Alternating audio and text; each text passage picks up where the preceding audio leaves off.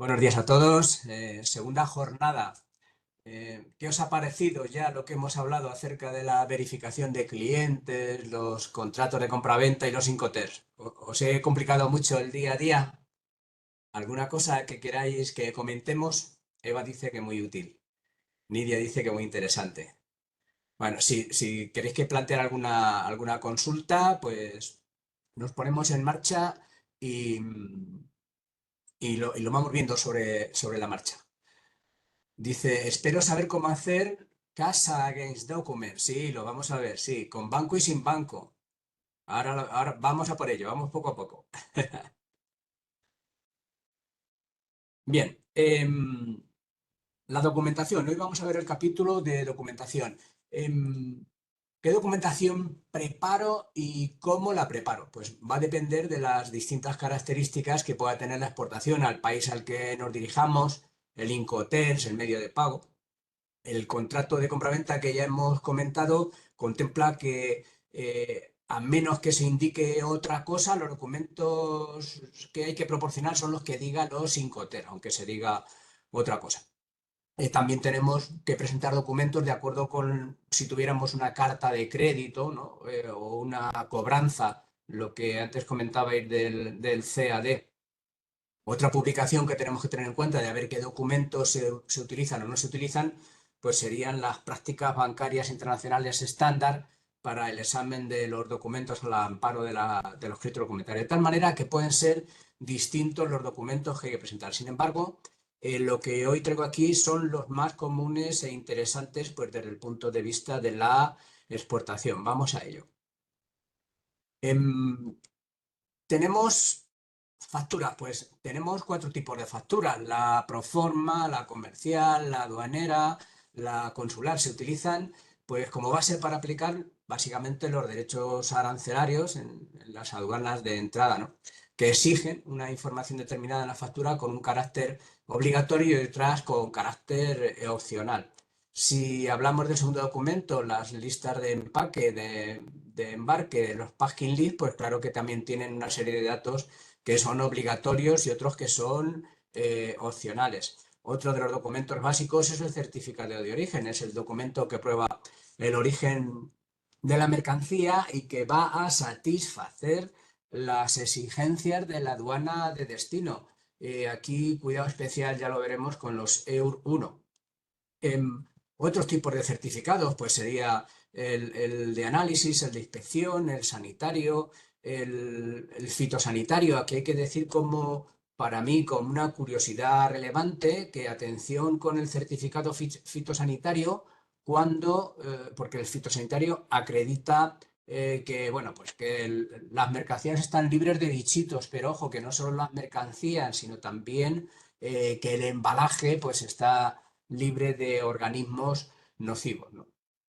En el asunto de los certificados, os lo repetiré más veces, pero hay que asegurar quién y cuándo se emiten estos certificados para que sean válidos a fin de evitar demoras en las aduanas o con las autoridades sanitarias donde hubiera lugar.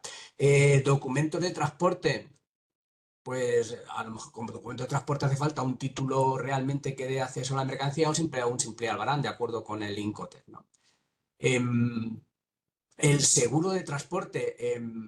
Hay que recordar que claramente las compañías transportistas tienen su propio seguro, pero posiblemente se nos quede corto dependiendo de lo que sea el valor de nuestras mercancías. Los Incoterms, ya lo sabéis, nos obligan exclusivamente para dos términos, para dos reglas: reglas CIF y reglas CIP, P de Pamplona. Sin embargo, eso no quiere decir que el Incoterm no te obligue, no quiere decir que no haya que asegurar las mercancías. Los despachos de aduanas, pues evidentemente, claro que es importante.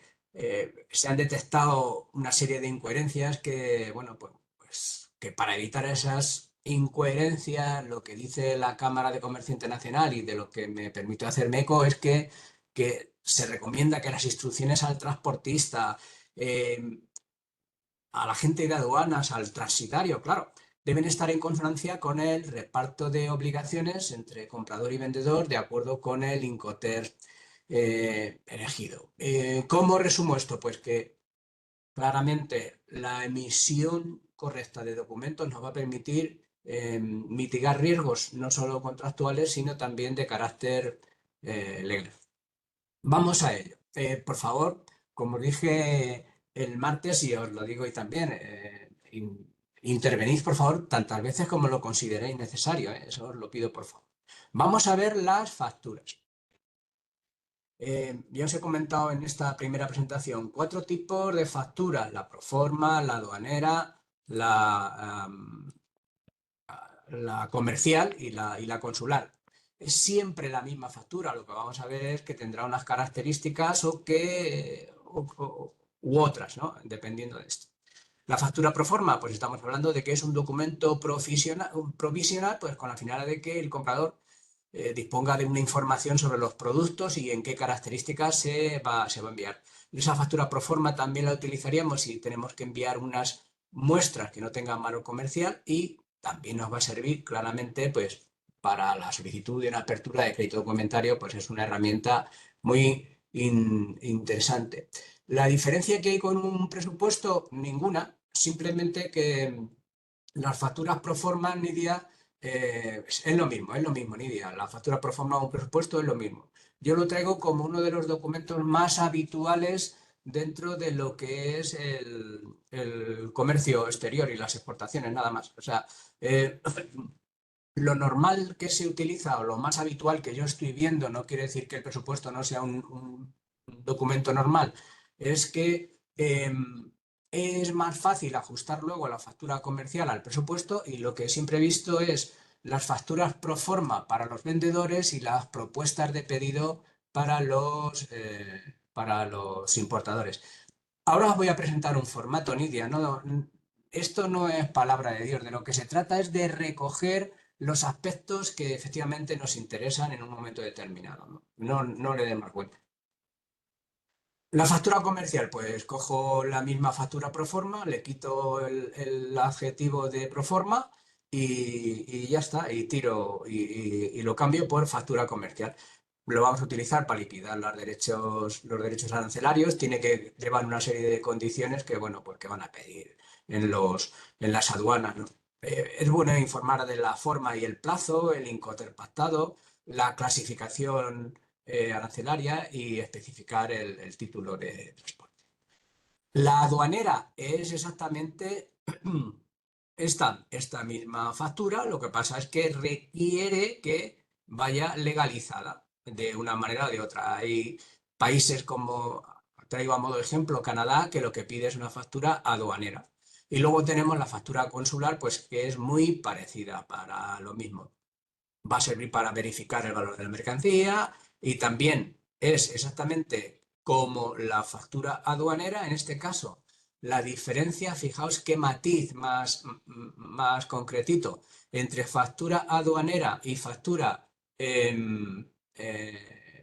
aduanera. Dice Raquel que ¿qué aporta? Pues lo que aporta es que esta factura, que es exactamente la misma, está legalizada. ¿Y por qué esto es así? Pues porque lo pide la aduana. Lo pide la aduana de entrada de algunos países, es exigido por algunos países de los importadores, ¿vale? Pide que esa factura esté legalizarla, pues hay que llevarla al consulado. Hay que llevarla al consulado para que se legalice. No es la Cámara de Comercio, Nidia, es el consulado en España del país del destinatario, ¿vale? Y es exactamente lo mismo que si fuera una factura consular. Pues mira, Nidia, a modo de ejemplo, bien es cierto que cada vez se exigen menos, pero esta es una realidad y lo tenemos que, simplemente que lo sepamos, que no pueden pedir. Lo normal es que yo haga una factura pro forma o un presupuesto. A esto le cambio el apellido de pro forma y le pongo factura comercial, y aquí paz y después gloria. ¿Vale? Si ajustamos esta factura, insisto, intervenid cuanto consideréis necesario. Voy a traer un ejemplo práctico de cómo sería una factura pro forma a la que yo le iría incorporando artículos del contrato de compraventa para mercancías manufacturadas de la Cámara de Comercio Internacional. El ejemplo sería algo así. Mirad este matiz, quedaros con este matiz. Factura aduanera. legalizada por un consulado, y la factura consular, que en vez de legalizada tiene que estar visada por el consulado. Una es que la legitiman y en otra la visa. Fijaos qué matiz.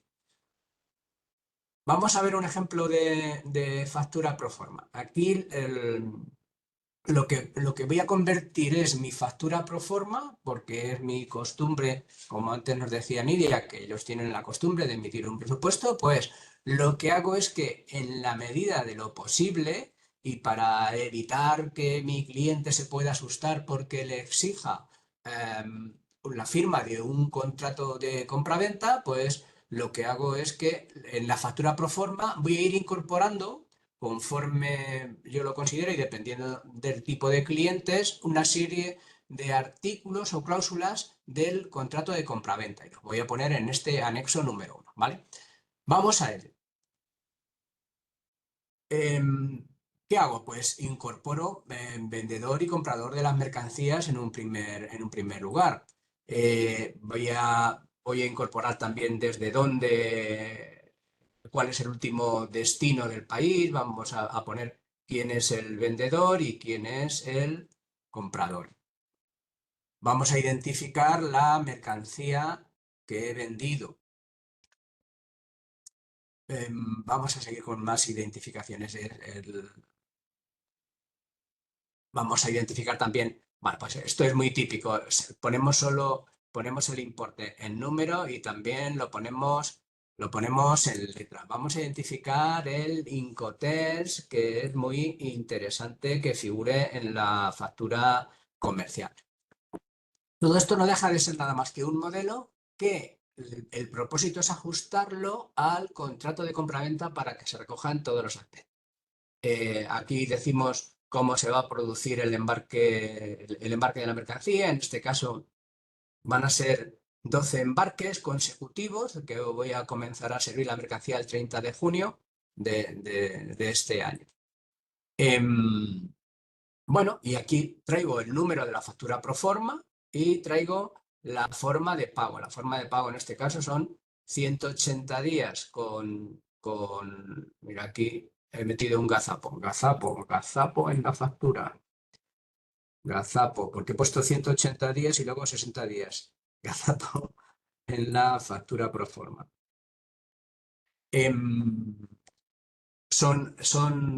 Los ejercicios que he puesto no son de 180 días, sino que son de 60 días después de la fecha del documento de transporte. Y que voy a contar, además, con una garantía de cobro adicional, que es una Standby Letter of Credit, con un vencimiento concreto. Y bueno, pues esto sería, digamos, la factura pro forma que en general estamos emitiendo. No sé si aquí os reconocéis o no, pero yo creo que en general aquí os podréis reconocer bastantes en este tipo de facturas pro forma. ¿Qué es lo que voy a hacer en este anexo número 1? Pues aquellos aspectos que para mí resultan pues muy necesarios tener en cuenta, al menos. Y luego veré si mi cliente se va a asustar o no se va a asustar poniéndole esta serie de requisitos.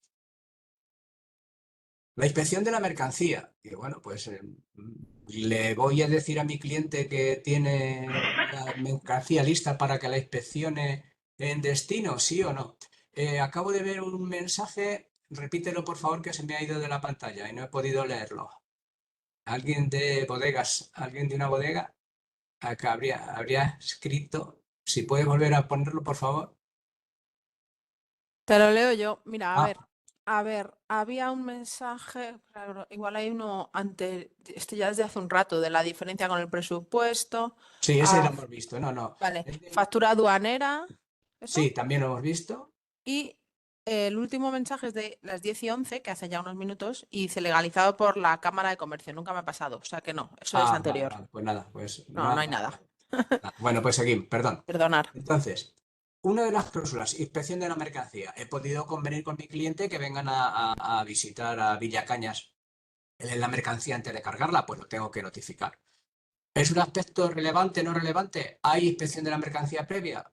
Está contemplado. Otra cosa es que lo llevemos a cabo o no lo llevemos a cabo. La reserva de dominio. Esto para mí sí que es muy relevante. Una cosa es cuando entregas la mercancía y otra cosa es cuando la mercancía pasa a ser propiedad de mi cliente. Esto estamos hablando del siempre que exista un pago diferido. Me reservo hasta que me pague la mercancía. Desde el instante en que le entrego la mercancía ya es suya y lo que hace es que me debe lo que vale esa mercancía con independencia de que la tenga o no la tenga. Esto es lo que tenemos que tener en cuenta. Para mí es muy importante, sobre todo cuando vendemos en condiciones donde nosotros no manejamos ni el transporte y en condiciones que no son de entrega en destino. Y es muy relevante cuando cobramos, como este caso, cuando cobramos a la vista. Entonces, ¿de qué va a depender de si me reservo o no me reservo el dominio sobre esa mercancía hasta que la cobre? Pues para mí es muy sencillo. Esa mercancía, si no me la pagan, ¿la puedo recoger de mi cliente y la puedo volver a vender o la puedo repatriar? Esta es la pregunta. Si esa mercancía podría ir a por ella y repatriarla, me tendría una reserva de dominio. Si esa mercancía, como podría ser cualquier producto perecedero o un producto preparado de una manera muy concreta para un cliente muy concreto, pues no tendría reserva de dominio. ¿Alguna duda con este capítulo? ¿Con la reserva de dominio? Ok. Si alguien tiene una duda, que me lo diga. Ya voy estando aquí pendiente de los mensajes. Intereses por demora en el pago. Oye, yo los incluiría. Y otra cosa es que si mi cliente se ha demorado, se lo cobro o no se lo cobro. Eso ya será una decisión comercial. Pero yo los incluiría. Los documentos, pues ya lo hemos hablado. Si le voy a, estos son los documentos que yo le voy a facilitar, si le voy a facilitar la factura, el packing list, los certificados, el logo, el documento de transporte, etcétera. La fecha de rescisión. Bueno, pues podemos decir que nosotros vamos a rescindir el contrato si es que no se cumplen una serie de cuestiones determinadas. Esto es un asunto que tenemos que tener en cuenta. ¿Es obligatorio todo esto añadirlo en la factura? No, la factura pro forma con esto, que van a ser prácticamente los mismos datos que tiene la factura comercial, va que se mata. Todo esto es para mí que es muy conveniente añadir a la hora de, o de tener en cuenta pues sobre todo con los nuevos clientes y bueno, pues para que queden claras distintos aspectos que contempla la Cámara de Comercio Internacional en su contrato de compraventa. Las responsabilidades por demoras, los límites a esas responsabilidades, le vamos a poner límites. El lugar de examen a la llegada. Aquí teníamos una inspección de la mercancía cuando salía la mercancía de Villacañas y en este caso pues iba a haber un lugar de examen de mercancía cuando la mercancía llegue a Reino Unido. El plazo máximo para notificar la no conformidad. La Cámara de Comercio tiene unos plazos extraordinariamente largos, entonces para mí eso lo tenemos que limitar y decir, oye, pues unas fechas que sean razonables, no vale que dentro de 2 meses o de 6 meses me diga mi cliente, oye, que es que la mercancía no me gustaba. Límites también a la responsabilidad por no conformidad. La ley aplicable. Fijaos que en general la Convención de Viena fija que será en el país del exportador, ¿no? Siempre fija como la ley aplicable la del país del vendedor. No obstante, oye, no está de sobra que pongamos que vamos a estar a lo que diga la ley española. La resolución de controversias. Oye, si hay una controversia, vamos a duelo a pistola, te saco los ojos o ¿cómo hacemos? Bueno, pues a mí se me ocurre que si fuera necesario añadirlo, pues yo fijaría un arbitraje pues con los mediadores, ¿no? Ir a un colegio de mediadores que siempre será mejor que no irnos lo diría, a un juzgado, ¿no? Un juzgado de derecho. Y cualquier otro ejemplo en lo que tendría que poner de una forma, yo qué sé, pues en este caso, por ejemplo, una renovación automática del contrato o una renovación automática de estos 12 meses, por ejemplo, que tengo aquí de servicio, oye, pues automáticamente lo sigo indicando. O cualquier otra causa o cualquier otro aspecto que a mí me gustaría añadir y que os voy a traer aquí otro ejemplo. Para mí, son ejemplos o consideraciones a tener en cuenta, ¿no? Como un acepto. Por ejemplo, la validez de la oferta. Pues a lo mejor es un asunto a tener en cuenta. De esto de la validez de la oferta, fijaos, no dice nada la Cámara de Comercio Internacional, ¿no? Pero habrá que decir, oye, si no te gusta mi oferta antes de una fecha determinada, pues los precios pueden variar. Lo que yo vengo a llamar la cláusula de estabilización. Si hubiera, como este caso, un plazo de entrega dilatado donde vamos a estar entregando mercancía durante un mes y lo tenemos fijado en dólares, pues a lo mejor hay que decir una cláusula donde diga que, bueno, pues que se va a mantener el precio de los dólares siempre que la paridad esté en una cantidad determinada y que si no, pues que tendría que ser otra, ¿no? Esto es nada más que un ejemplo de cláusula de estabilización.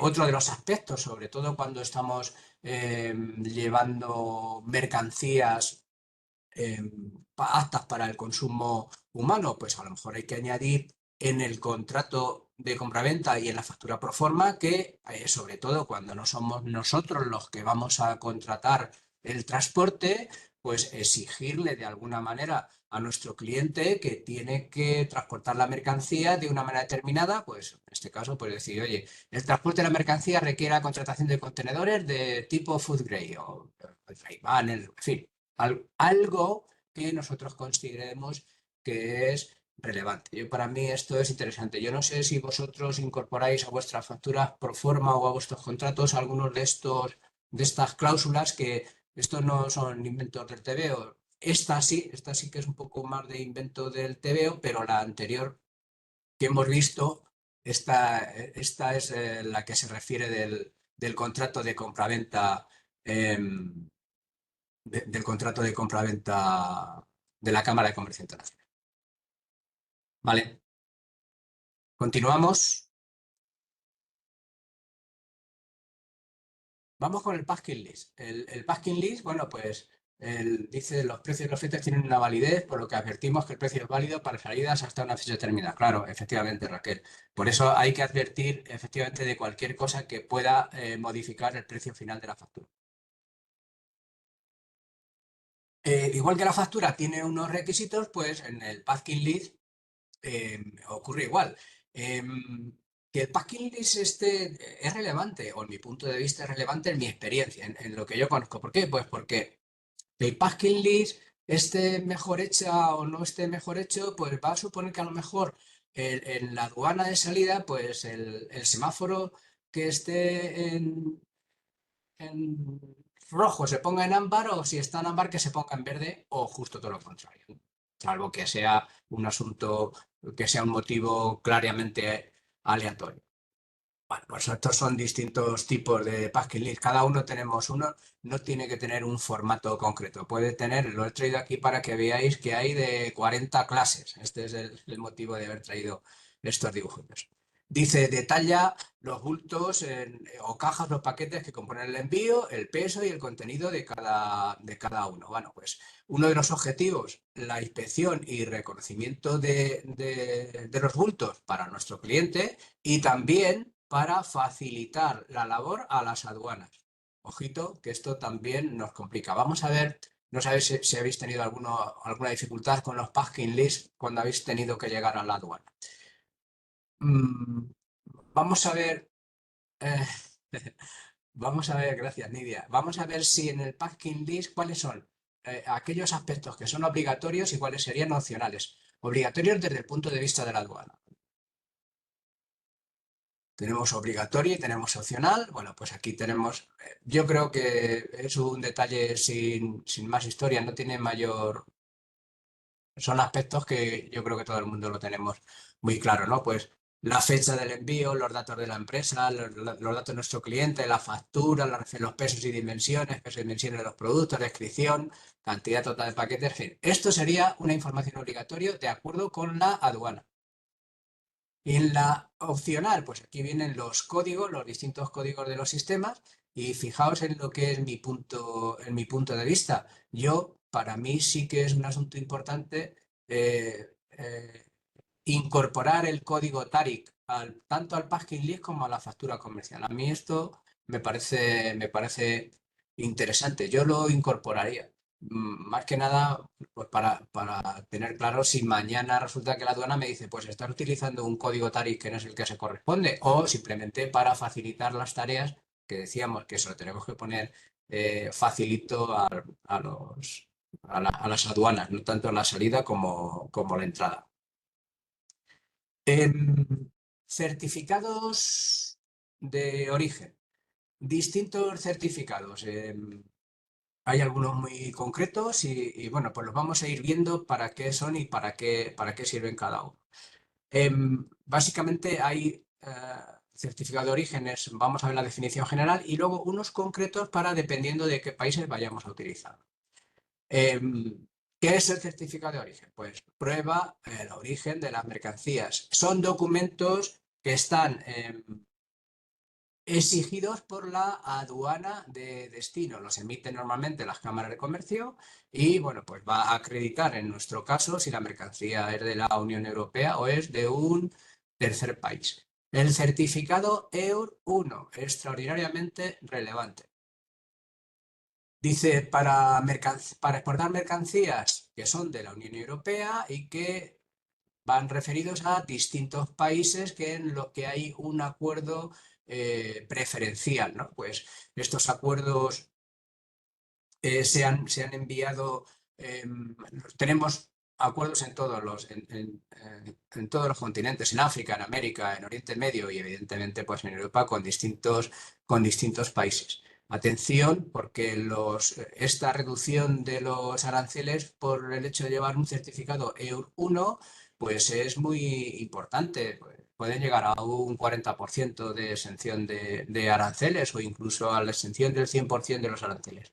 Por tanto, este certificado tiene que estar bien hecho. Esto es lo que yo ayer os comentaba, el martes, con el asunto de los Incoterms, de la importancia que tiene que seamos nosotros, cuando hablábamos de si Export o FCA, importante que nosotros presentemos las declaraciones en la aduana. Y hay que recordar en este sentido, sé que soy un poco pesado, pero recordar que nosotros somos el sujeto tributario que en un momento dado se puede ver afectado.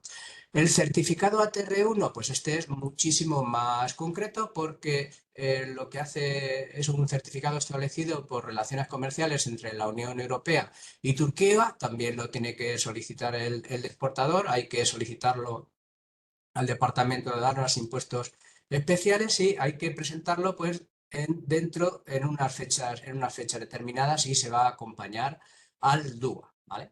Esto es, dice que, es que si no lo escribo es como que me falta algo. Dice, el exportador debe tener en cuenta que cuando se incumplen trámites en su nombre, la responsabilidad es del exportador, ¿vale? Como sería el caso de la regla A. Por eso dice que la Cámara desaconseja en general la regla SWOT. ¿Alguna duda? ¿Seguimos con otros certificados? Continuamos. Seguimos. Otros certificados. Bueno, pues el fitosanitario, el certificado de análisis, el certificado de inspección, el certificado sanitario. El fitosanitario, lo que os decía es de la importancia para que no haya organismos nocivos en nuestras mercancías. Ojito, dice, tiene que ver tanto con los productos, como en este caso los productos vegetales, y ojito a este aspecto que tiene que ver con los embalajes de madera, palets, europalets, cajas, en fin, que también hay que certificar que están libres de parásitos. Importante, ¿eh? Porque dice, bueno, si es que yo no estoy enviando una mercancía de origen vegetal, no importa. Tienes que tener en cuenta esto si estás enviando embalajes de madera. El certificado de análisis. El certificado de análisis se pide para distintos productos no sé si se debería pedir casi para todos los productos. Como exportadores a nosotros nos resulta indiferente y Para importadores, pues yo creo que sí es un asunto muy a tener más en cuenta. Se utiliza principalmente, bueno, pues en estos productos que digo aquí, productos químicos, farmacéuticos, alimentos, vinos y licores. Em, como poco, yo como vendedor haría un certificado de análisis como norma general bueno, pues para satisfacer no solo las necesidades, sino las curiosidades simplemente de mi cliente, pues le haría que a mis propios laboratorios pues hicieran esa certificación del análisis de que cumple con o de las características de nuestra mercancía. Y hay otras veces, pues no, que se piden que estos certificados pues sean por un organismo de certificación. ¿Qué se dice? Dice propiedades fisioquímicas, composición, humedad, acidez, etcétera, etcétera, etcétera. Esto es lo que contiene un certificado de análisis o lo que se pacte de acuerdo con nuestro cliente. Los certificados de inspección. Bueno, pues se puede pedir que este certificado de inspección, evidentemente, sea antes del envío con un informe de los resultados y de las pruebas que esté disponible. Suele ser emitido por empresas especializadas. Y aquí traigo como ejemplo pues, un par de ellos que yo creo que son muy conocidos, ¿no? SGS o bien Bureau Veritas. Para mí estas son de las más conocidas. Otro de los aspectos que se utiliza muchísimo, un certificado sanitario. Bueno, eh, se pide sobre todo para países que no son de la Unión Europea. Para todo tipo de carnes, para lácteos, para huevos. Bueno, pues estos son los productos. No sé si alguno de vosotros se ve en esta obligación o es un trámite que cumple con cierta frecuencia. ¿Algo que comentar o paso a un par de certificados que son muy específicos? Vale, continuamos. Un par de certificados que para mí, Julio dice que todo correcto. Oye, cualquier indicación de cosas que sobre o que falten en estas presentaciones, yo agradeceré que también me lo contáis, que yo también quiero aprender de lo que son vuestras experiencias. Un par de certificaciones que cada vez son más habituales, afortunadamente, en la utilización de nuestras exportaciones. El certificado COSER y el certificado Halal. El, el certificado COSER, que tiene que ver con la autenticación de que se cumple con los preceptos de la religión judía, se envía se utiliza no solo para el Estado de Israel, sino también para otros países donde hay grandes comunidades que cada vez más pues, exigen la certificación de los productos kosher. Aquí traigo un ejemplo. Se exigen para carne, para el pescado, leche, huevos, en fin, alimentos en general. Se incluyen aditivos alimentarios y fibras textiles. En fin, tiene que llevar una marca que diga el símbolo o simplemente con la letra K. Incluso hay que decir que a veces, por el hecho de que la certificación que tiene que hacer el rabino es extraordinariamente exigente, pues a veces también para productos que no vayan destinados a consumidores que están obligados por la religión judía, pues también se pide por el hecho de que quizá las elaboraciones parece que por el hecho de tener estas marcas, pues tendrían una elaboración pues con mucho más cuidado. Bien, es cierto que esto no se trata de grabarlo, ¿eh? Nuestras instalaciones, tiene que venir el rabino a ver los procesos que estamos elaborando. No sé si alguno de vosotros se ve inmerso en esta certificación, pero no es un asunto que se consiga así sobre la marcha y ya está, sino que de verdad esta inspección se produce. El certificado halal, pues es un servicio parecido, pero en lo que se refiere a la ley islámica. Y aquí la ley islámica ya no se refiere solo a productos, sino que también se refiere a servicios que podamos estar enviando. Bueno, prácticamente o en general es igual que como estábamos viendo en en esta parte de kosher. Quizá kosher sí que tiene más, se refiere también al pescado, se refiere a huevos, pero bueno, aquí en este caso tiene más que ver con los productos cárnicos, los lácteos, las conservas y los aditivos, en fin. Es el Instituto Halal el que se encarga de certificar en España, y aquí lleva o el símbolo halal o bien con la letra M. Estas son las certificaciones. En ambos casos hay que pasar el certificado.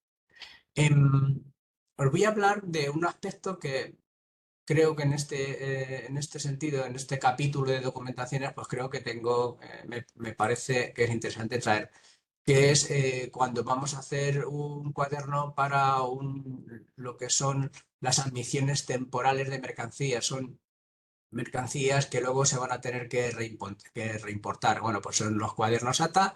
Aquí tenéis cómo se comporta. Evidentemente hay que cumplir con una serie de compromisos, como sería la reimportación, y luego, en caso de que se hubiera procedido a la venta, la cesión, el abono, en fin, cualquier caso de esto, pues hay que satisfacer lo que son las tasas aduaneras correspondientes.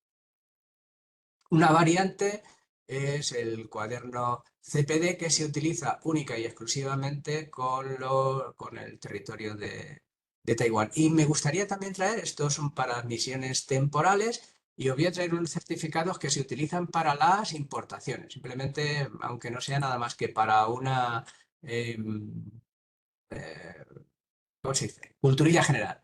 El SOIBRE, el certificado de inspección, el servicio de inspección, que es el responsable de controlar las importaciones de una manera concreta cuando las mercancías entran en España.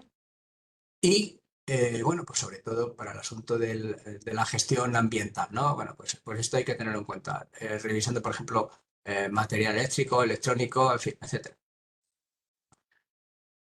Aquí tenemos distintos enlaces que os pueden resultar de utilidad, pues para qué sirve y por qué se utiliza este tipo de certificación. Y luego uno que se utiliza muchísimo y que tiene que ver con la exención aduanera también, que es el certificado que se llama el certificado Form A. Se utiliza para importaciones que están en el Sistema General de Preferencias, países en desarrollo, etcétera, etcétera.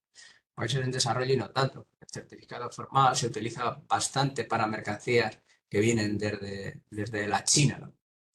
Eh, los países se benefician de estos temas. Dice, ¿qué hay del SASO? Alguna vez me lo han pedido. SASO, como tal, no sé lo que es, Nidia. Si alguien sabe en este instante qué es el SASO, que lo diga. Si no, lo busco y luego te lo cuento por fuera.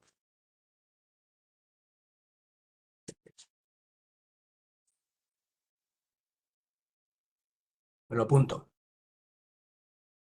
Dice para Arabia. Bueno, puede ser, evidentemente, lo que traigo aquí son,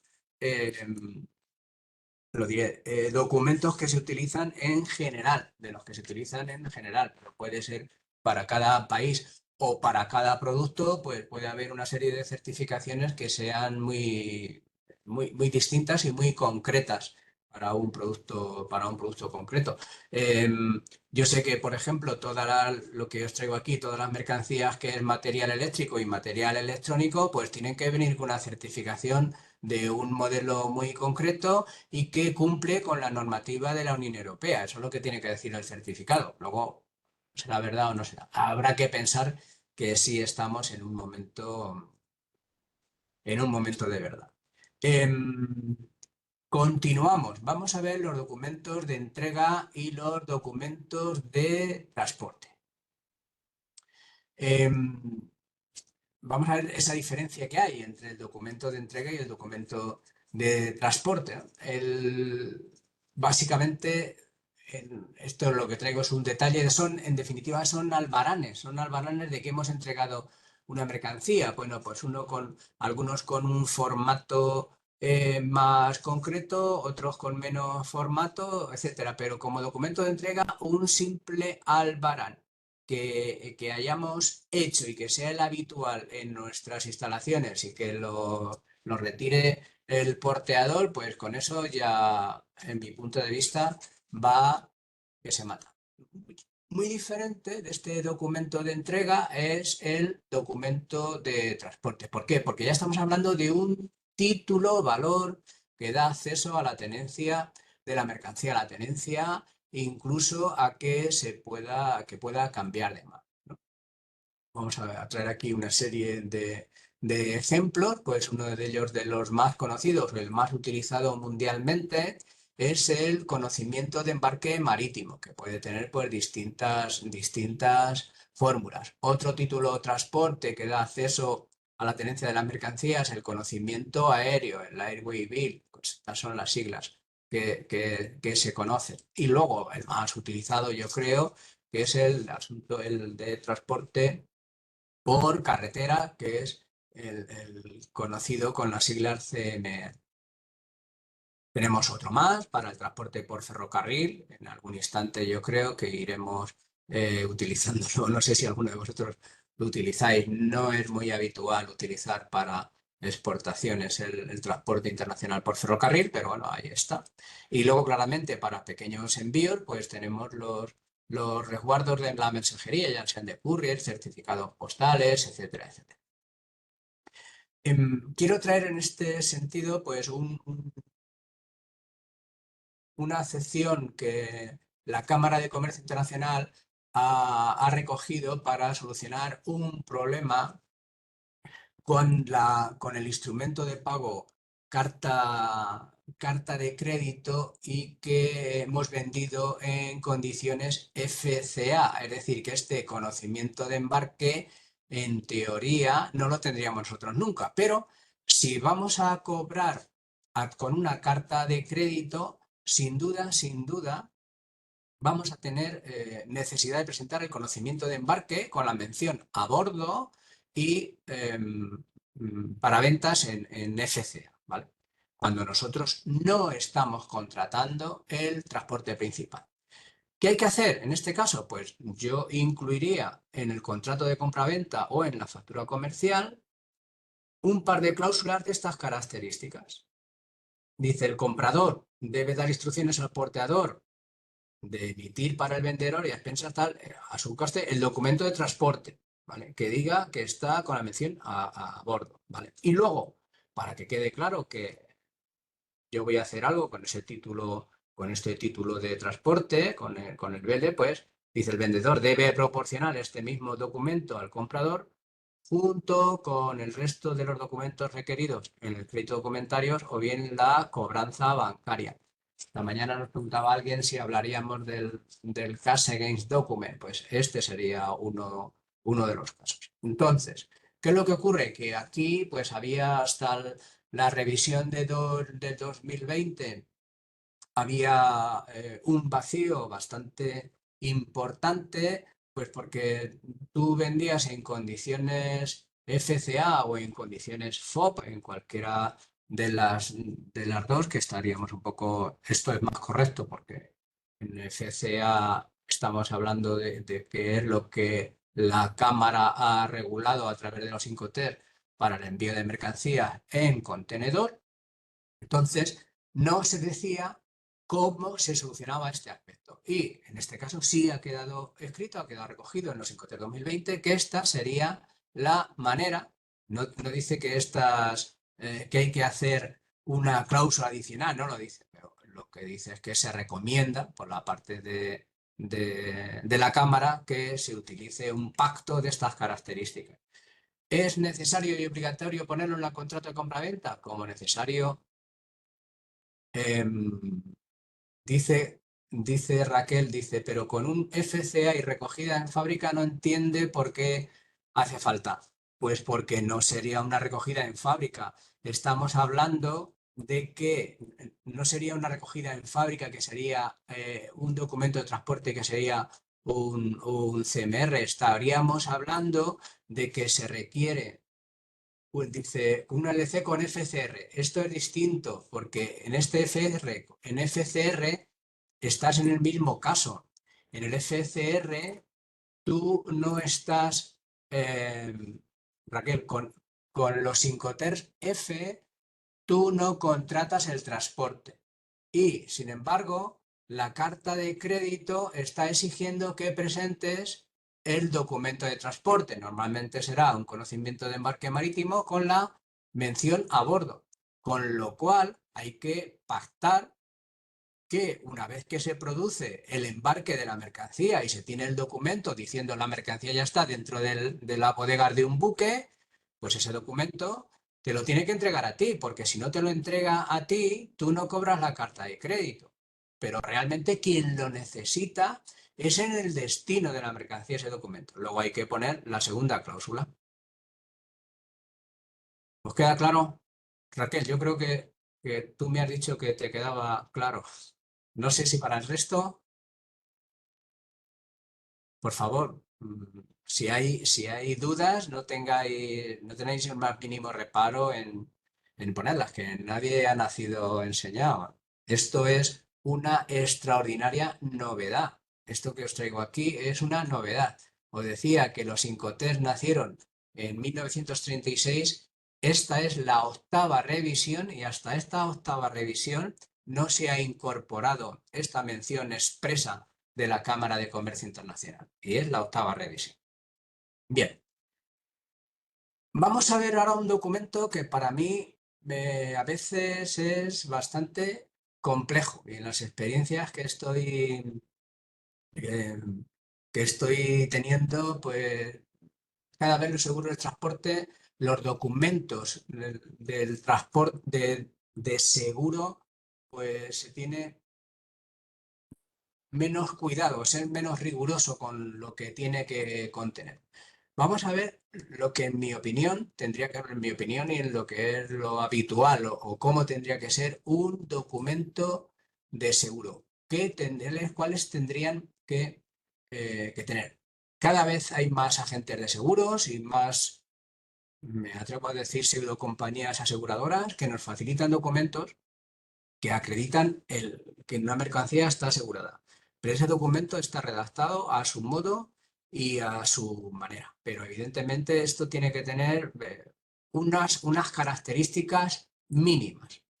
Lo primero, el tipo de documento, que puede ser de tres clases. Puede ser una póliza de seguro, puede ser un certificado de seguro o puede ser una declaración al amparo de una póliza abierta. Ojo, que no se van a aceptar en el comercio internacional, no se deberían aceptar las notas de cobertura. Estos documentos sí que son los que en general aceptan los bancos, sobre todo cuando hablamos de cartas de crédito, ¿no? Estos son los documentos que se acreditan y se van a pedir como tal dentro de la carta de crédito.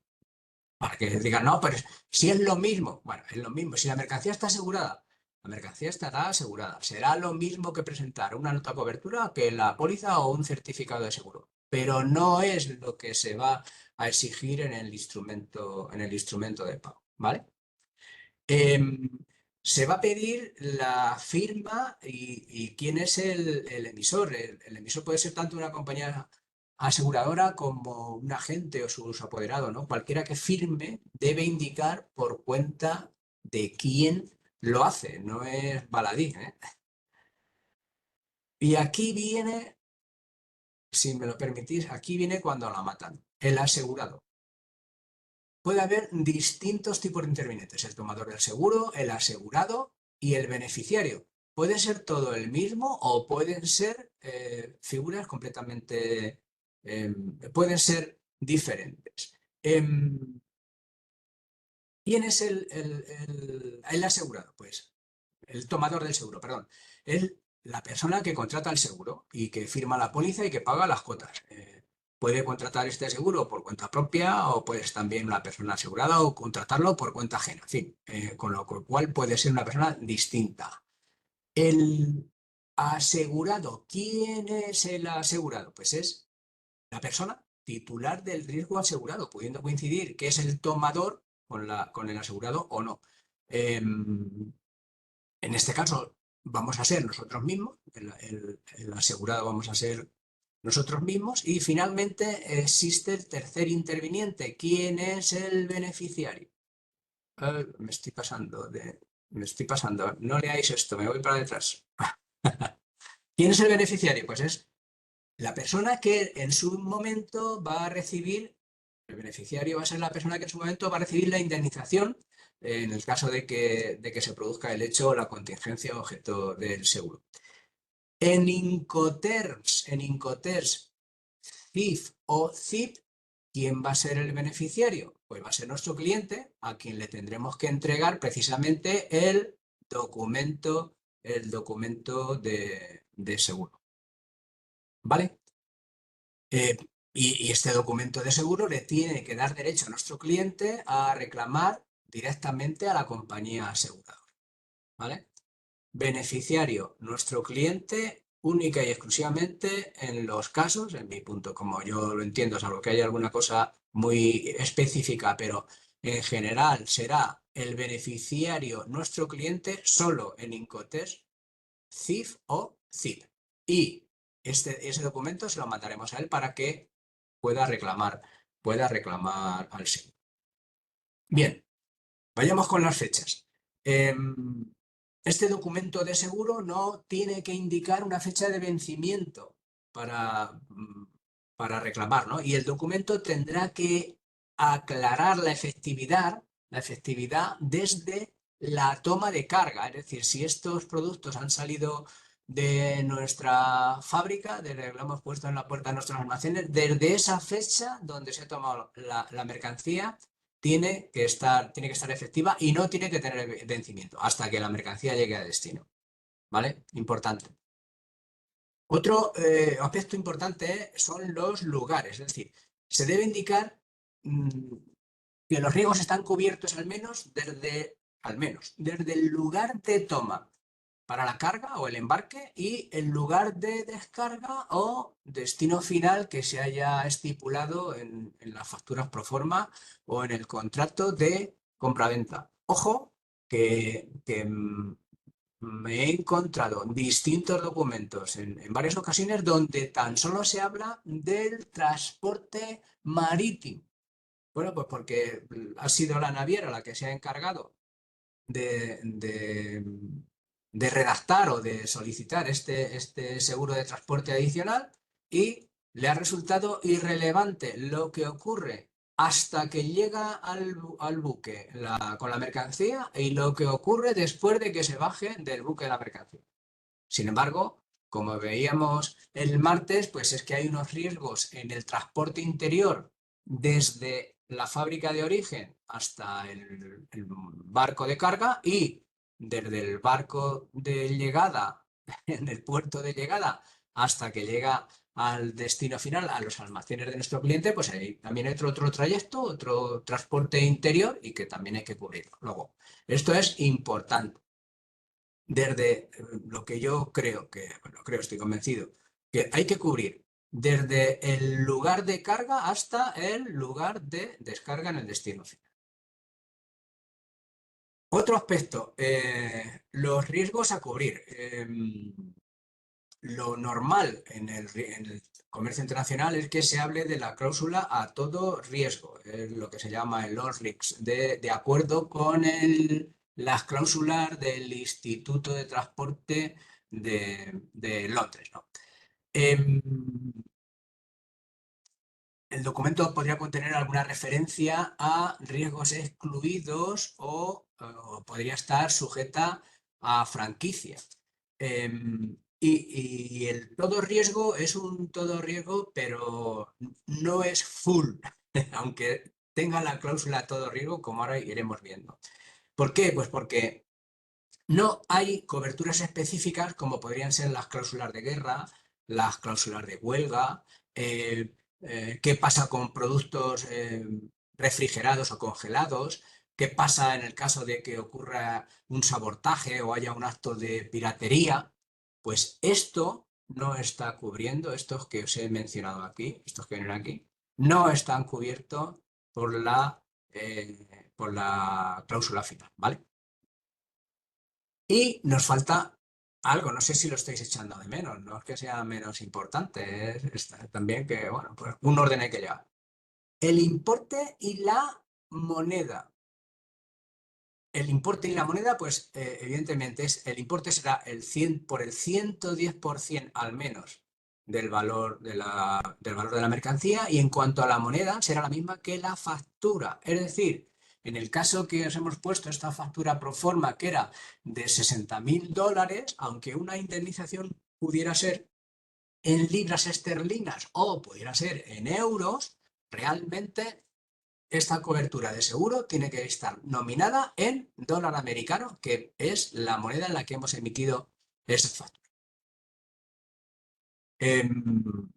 Yo creo que hay que evaluar para el seguro de transporte, hay que evaluar la participación de algún experto en seguros y evidentemente un agente de seguros o un transitario de confianza que pueda dar fe de que todo esto esté debidamente cubierto. Eh, Todo esto no vale que diga, no, es que se sobreentiende. Ojo, que aquí no tenemos que sobreentender nada. Esto tiene que estar reflejado de una manera o de otra. ¿Vale? Eh, ¿Alguna duda? ¿Seguimos? Sigo con características que tendríamos que ver con el despacho de aduana en los territorios. No, evidentemente este apartado es para las ventas de mercancías que viajan a un destino fuera de la comunidad eh, europea, ¿no? Entonces, en el caso del Incoterm pues evidentemente dice que compete al comprador llevar a cabo todos los trámites aduaneros. Atención a las barreras regulatorias. Y aquí eh, eh, os recuerdo a los exportadores la condición que tenemos de obligados tributarios. A tener muy en cuenta cuando estamos asumiendo una serie de responsabilidades por una gestión de terceros. Ya sabéis que la Cámara, y a mí lo voy a decir durante estos 3 días más y hoy 4 más el primer día. Mi recomendación es que esta gestión aduanera la hagamos nosotros mismos. Y dicho esto, a mí no se me va una operación comercial por utilizar el ERP. ¿Qué ocurre cuando la regla Incoterm que estamos utilizando es una de estas, FCA, FAS o FO? Bueno, pues con esta regla, cuando la mercancía se pone bajo el cuidado del porteador o de otra persona que va a actuar con las instrucciones nuestras de pasar, tiene que cumplir con las instrucciones cuando pase la frontera, pues es posible que haya una necesidad eh, de pedirle una serie de datos que en el instante en que nosotros soltamos la mercancía todavía no tenemos, por lo cual tenemos que tener muy, muy en cuenta que podemos necesitar de esta ayuda de información para completar los trámites aduaneros, bien del comprador o bien del porteador. Esta obligación de ayuda ya la recoge los propios Incoterm, ¿vale? Si tenemos la regla utilizada es cualquiera de estas cuatro, ves que aquí mezclo las multimodales con las marítimas, bueno, pues evidentemente nosotros vamos a hacer todos los trámites aduaneros necesarios para la exportación a nuestro riesgo y a nuestro costo. El despacho de tránsito no estaría incluido, salvo que expresamente dijera algo el contrato de transporte, y evidentemente será el comprador el que tenga que realizar en general el despacho de tránsito de aduanero y el despacho de importación, sin duda.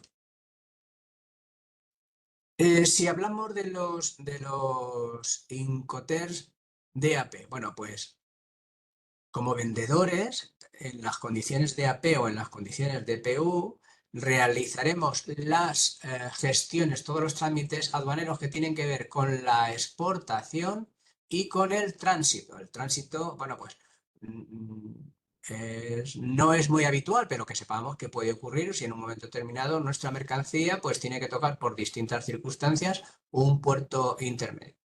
Evidentemente, el trámite de importación, pues sí que queda en el tejado del comprador a sus riesgos y a sus expensas. Y nos queda un Incoterms, que es el DDP. ¿Cómo se hace en este caso? Pues aquí el vendedor, nosotros, vamos a realizar todos los trámites que tengan que ver con la expo, con el tránsito y con la impo, incluso en el país de destino, a los riesgos y a las expensas. Recordad el diagrama que hacíamos de si podíamos o no podíamos hacerlo, punto 1, y punto 2, si podíamos o no podíamos recuperar, recuperar esos costes, ese IVA, ¿no? Bueno, pues a tenerlo en cuenta. Esto es lo que toca, ¿no? Entonces, dice, luego en la práctica siempre se contrata a un transitario. Sí, sí, sí, sí, sí, sí.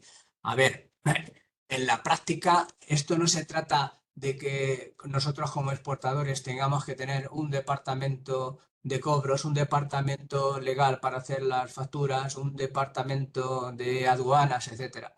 Las grandes compañías exportadoras o importadoras, claro que tienen sus propios departamentos. Sin embargo, es para el asunto del despacho de aduanas, o bien un agente de aduanas, o bien lo más habitual que sea el propio transitario el que se va a ocupar de hacer toda esta gestión. No quiere decir que seamos aquí, aunque yo hablé de comprador y de vendedor, realmente en la práctica es así. Se cuenta con un externo, con un especialista externo, que en este caso son los transitarios, ¿vale?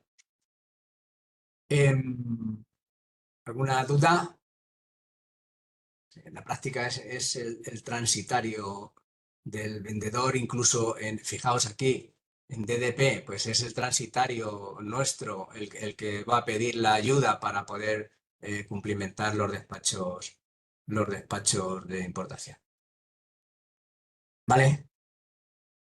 Vamos a ir completando, si os parece, os traigo aquí un ejemplo de qué aspectos añadiría en una factura pro forma. En relación con lo que hemos visto hasta ahora.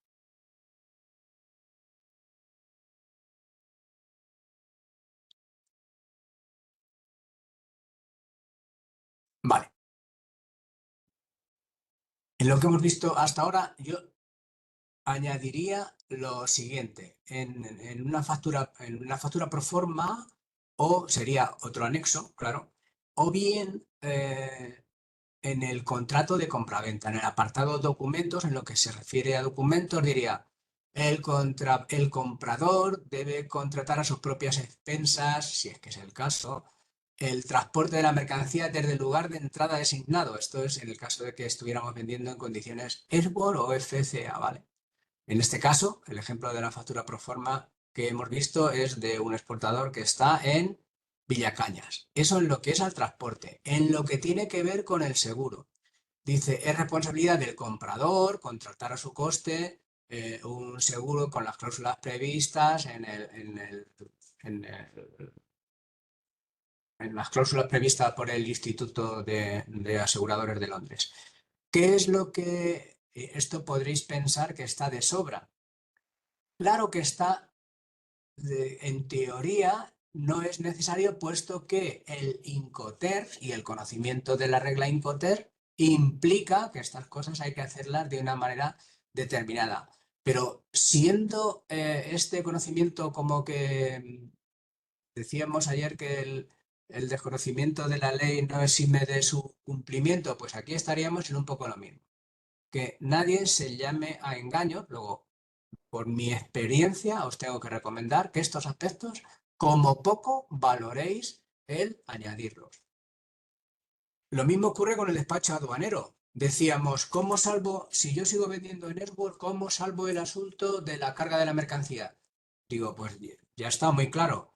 En los términos de entrega digo que es Airbus, digo que es Villacañas, digo que es Incoterms 2020 y añado la expresión carga incluida. Ya lo tengo resuelto. En el asunto del despacho aduanero, pues yo pondría estas dos cláusulas para que nadie se llame andanas. que tras la recogida el porteador o el transitario cumplirá con los trámites de exportación en nombre del vendedor.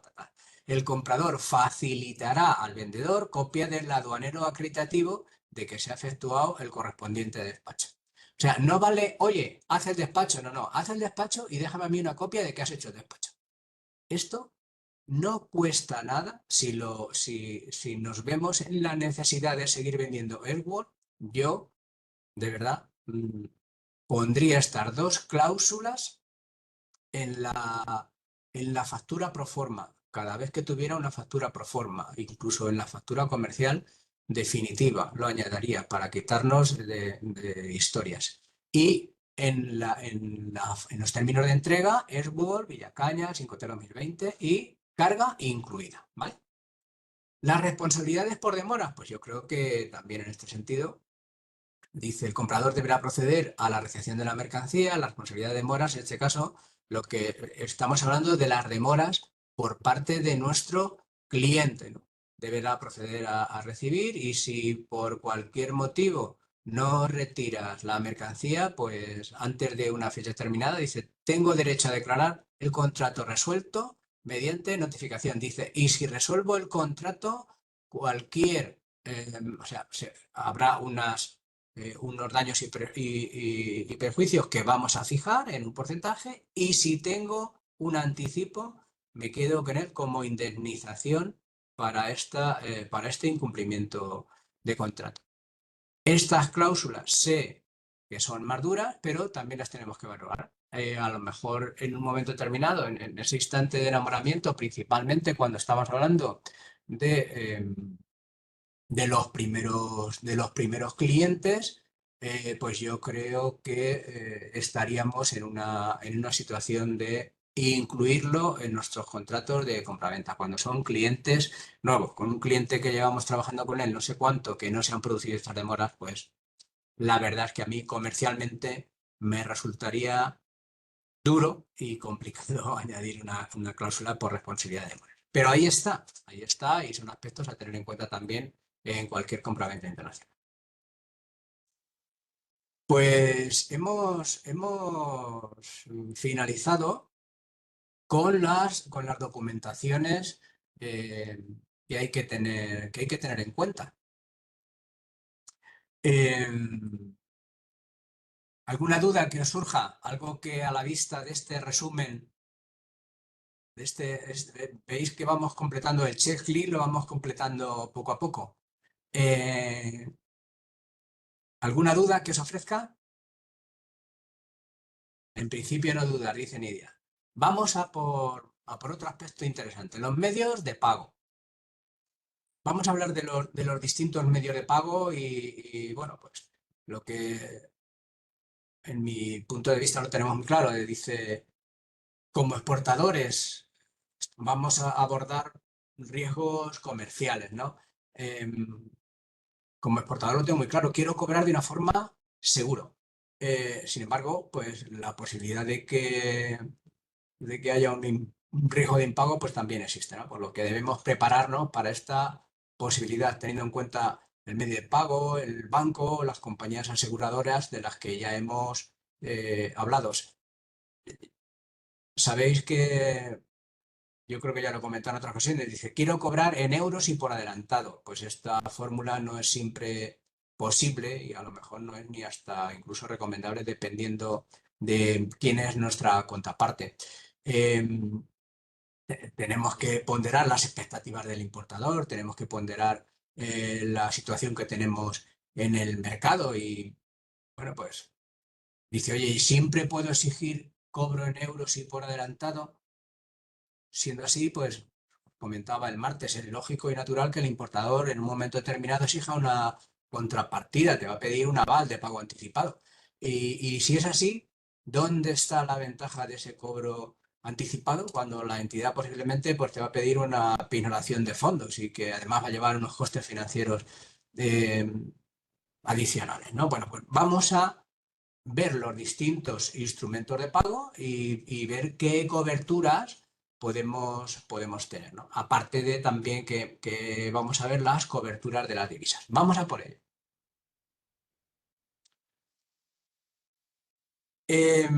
Bueno, pues uno de los instrumentos de pago sin duda es el efectivo. Pues aquí tenemos que tener en cuenta que, ahora lo vamos a ver con detalle, que hay un formulario, que es el S1, para movimiento de fondos en efectivo.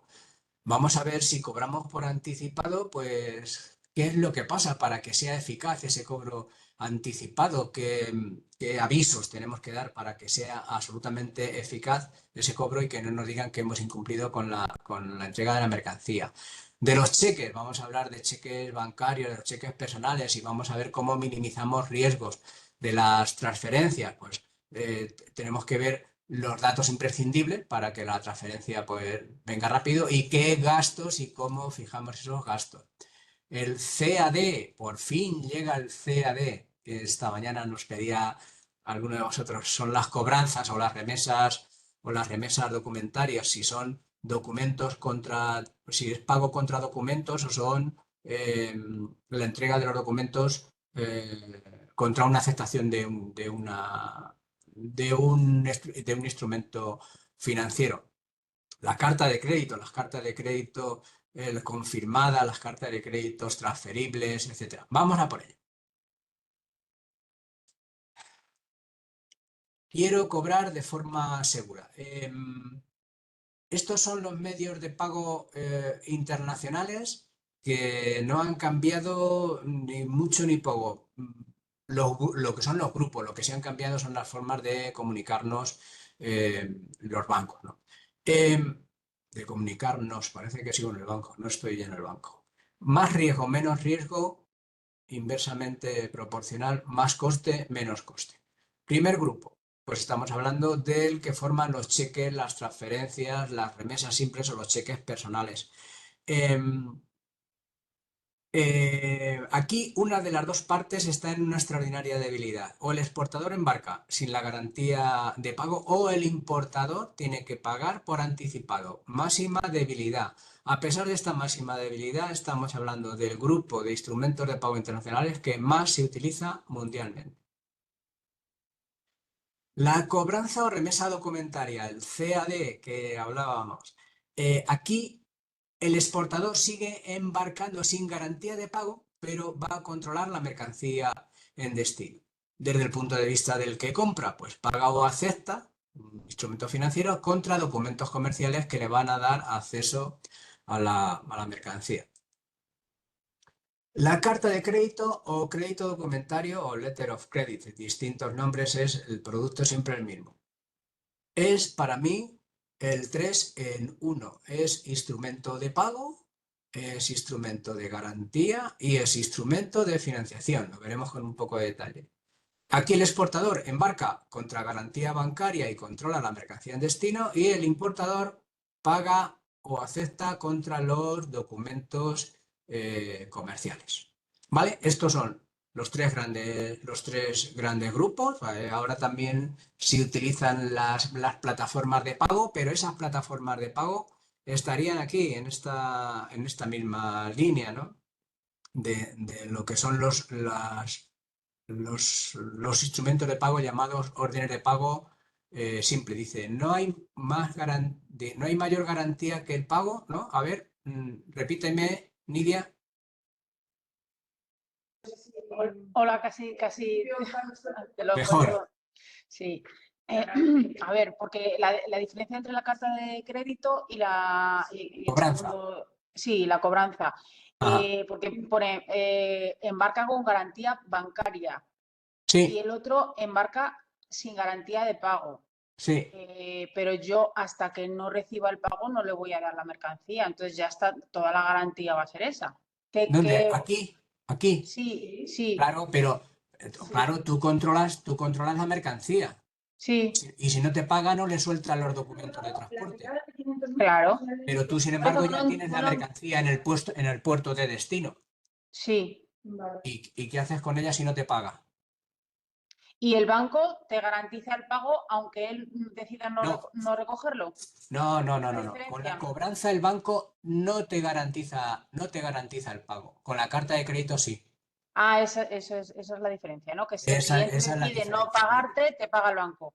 Eso es, dices, oye, Ah, y vale, vale. dices, ¿y entonces qué sentido tiene la cobranza o la remesa? Se utiliza muchísimo, Nidia. Se utiliza Mm, mucho porque, bueno, pues al final estamos hablando de transacciones en general cubiertas por entidades de distintas fórmulas. Aquí lo puedes tener incluso cubierto por las COFACE, ¿no? Las compañías aseguradoras, CERCE, COFACE, Crédito y Caución, etcétera. Pero bien es cierto que no controlas la mercancía.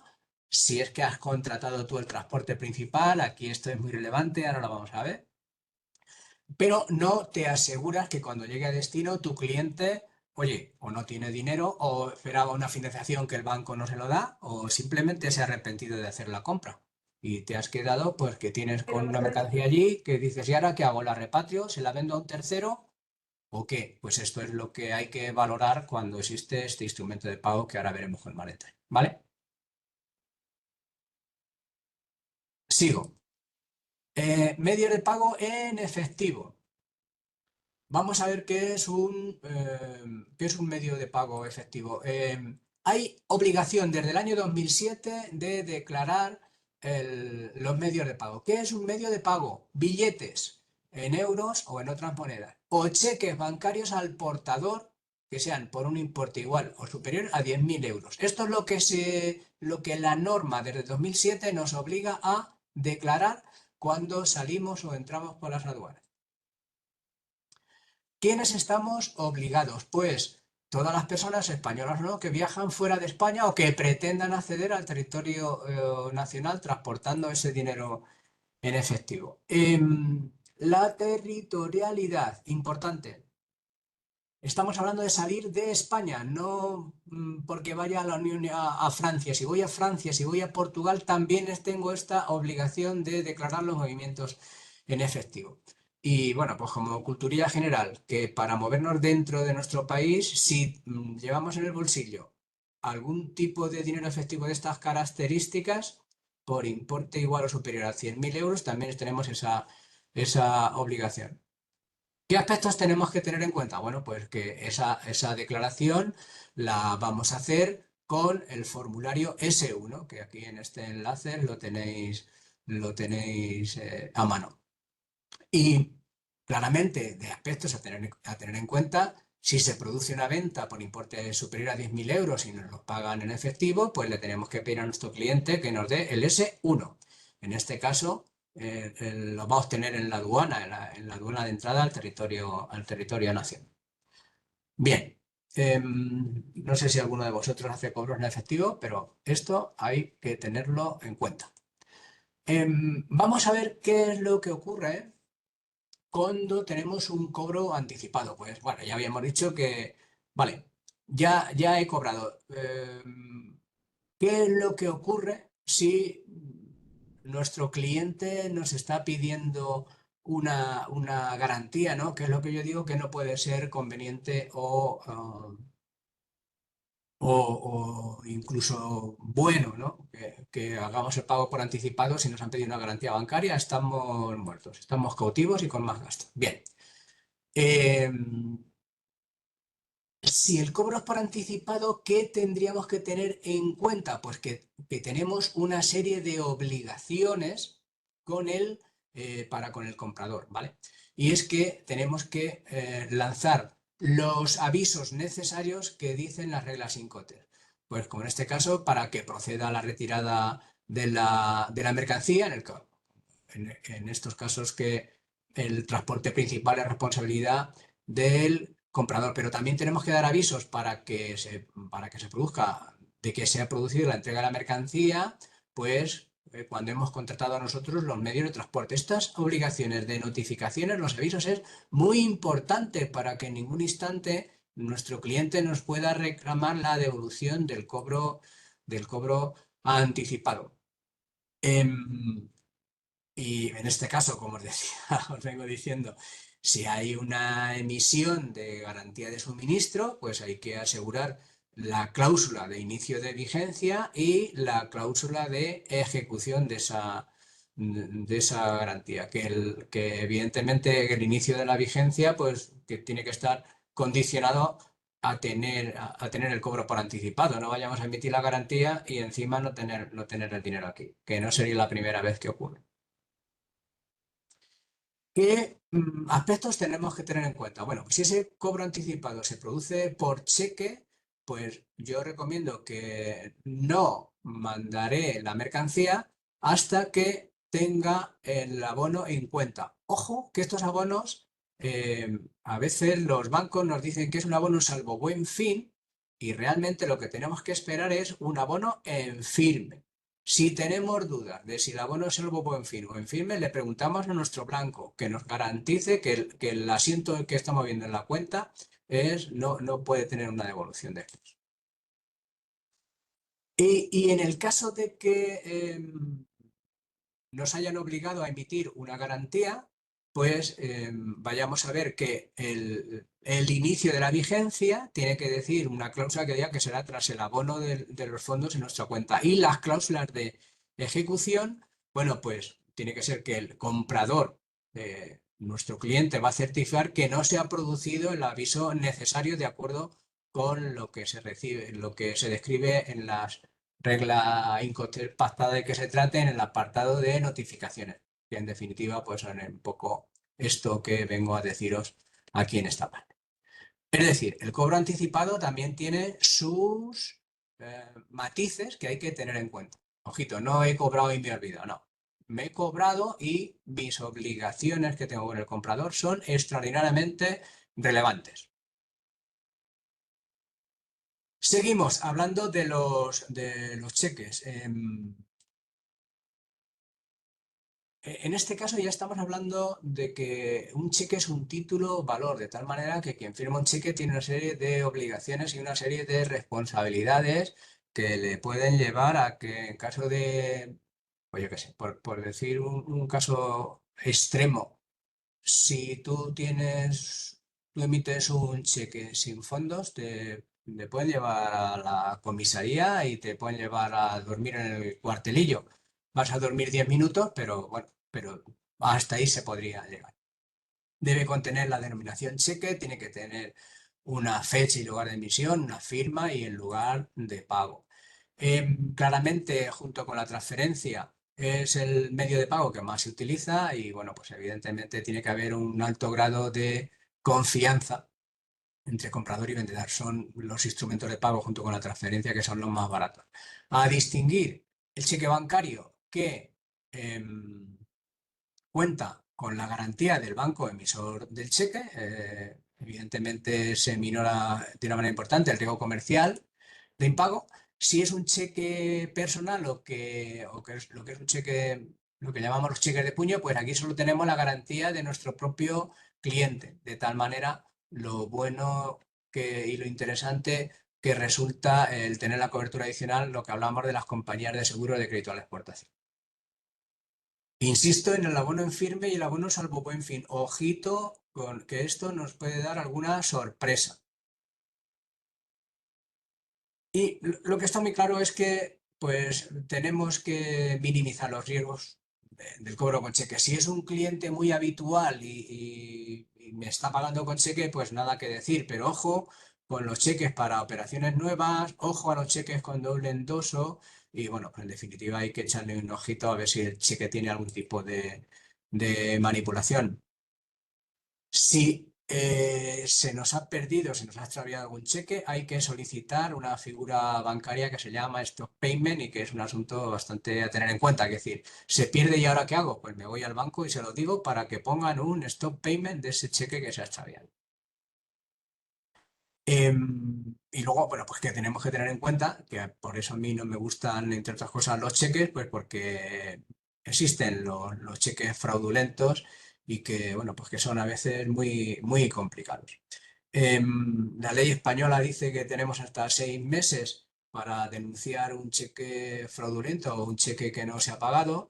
Desconocemos las normas que hay en otros países y las leyes americanas pues son muy duras para nosotros como beneficiarios de un cheque fraudulento. Son magníficas estas cheques para los titulares de las cuentas, para los emisores de los cheques, ¿no? Si al final resulta fraudulento, pues la ley americana tendrá hasta 3 años para poder cargarte los fondos, ¿vale?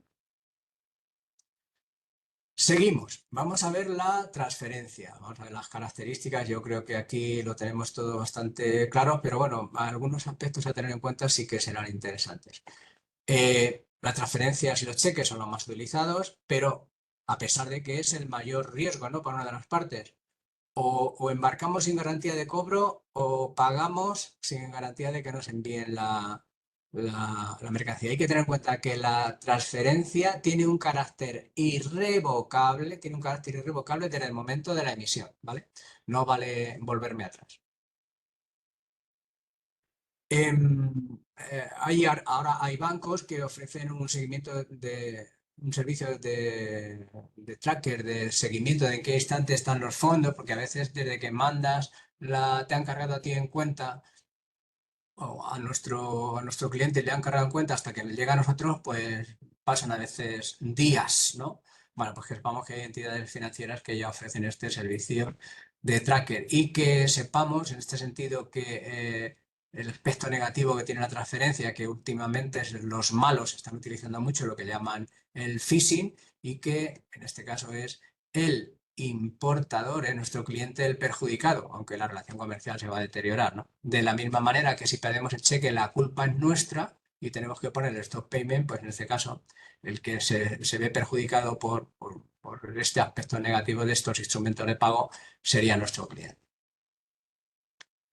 ¿Qué vamos a tener en cuenta? Pues bueno, lo que ya hemos hablado, el phishing, que habrá que darlo de una manera. Por un lado mandaremos los datos que tienen que ver con lo que nos tienen que pagar y por un sitio diferente cuando reclamemos el pago. No vamos a poner en el mismo correo electrónico los datos del pago, sino que lo haremos en fórmulas diferentes como medida anti-phishing. Datos imprescindibles para cobrar: el código IBAN. Son los datos, los dígitos estos de nuestra cuenta bancaria que empiezan por ES, y el código SWIFT de nuestro banquero. Pues no sé, el código SWIFT, para aquellos que no estéis tan familiarizados, son 8 dígitos. Los 4 primeros identifican el banco, los 2 siguientes identifican el país y los 2 últimos la ciudad de la oficina principal de ese banco. En el caso de Santander, pues sería BSCH ESMN. Las comisiones y gastos, ojito. Hay 3 códigos internacionales: gastos del ordenante, gastos del beneficiario o gastos compartidos. Para recibir los fondos, lo mejor, ordenante; lo más ético, compartido. ¿Qué implica compartido? Pues que tu cliente va a soportar sus gastos bancarios y tú vas a soportar los gastos bancarios que tengas pactados con tu banquero. Aspectos que para mí son... He puesto malas prácticas actuales porque he dudado en escribir malas prácticas. Pues son prácticas habituales que se están utilizando y que hay que evitar negociando con nuestro banco. La deducción de gastos del banco reembolsador, que alguno de vosotros os ha podido sorprender que estéis esperando una transferencia de 100 y recibís 95, porque ha habido un banco... Dice, ¿es más seguro que la primera operación los datos bancarios se pasen por WhatsApp? Sí, algo así, Miguel. Pero por un lado mandas los datos bancarios y por otro lado mandas lo que te tienen que pagar. Esto en cuanto a la seguridad del phishing que decíamos. Y en cuanto a estas prácticas, hay que negociar, pues porque que no haya una deducción del banco reembolsador. Si te dice el gerente bancario que es que su banco siempre lo hace así, pues que te saquen de las listas, igual que existen, ya hablábamos el martes de las listas negras, pues aquí habrá también una lista negra, es decir, de ese cliente no quiere, lo tienes que excepcionar de lo que son los gastos de reembolso. Y se puede hacer, os lo aseguro. Y luego otra práctica es que tú estás esperando recibir, como en el ejemplo, estabas esperando recibir dólares y resulta que ya alguien, sin preguntarte, ha hecho la conversión de esos dólares que estabas esperando a la divisa local. O sea, ya te aparece una transferencia en euros. Pues no, señor, tampoco. Eso también con nuestro gerente bancario, de que te excepcionen de esa práctica actual, habitual o mala práctica, como lo queráis llamar. Continuamos. Vamos a ver la cobranza.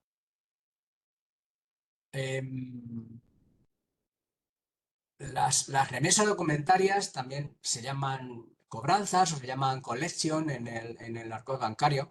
Es el instrumento de pago que inicia el propio exportador. Es el único instrumento de pago que inicia desde las partes del vendedor.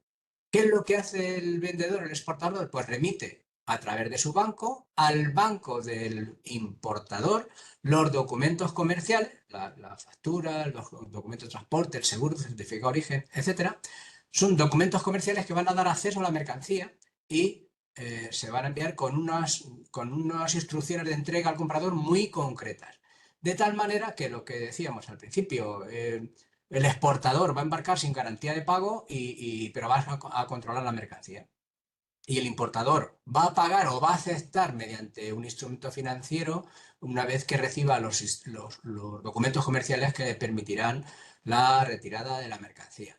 Las cobranzas o remesas documentarias, siempre que se utiliza un banco, están reguladas por la publicación 522 de la Cámara de Comercio Internacional.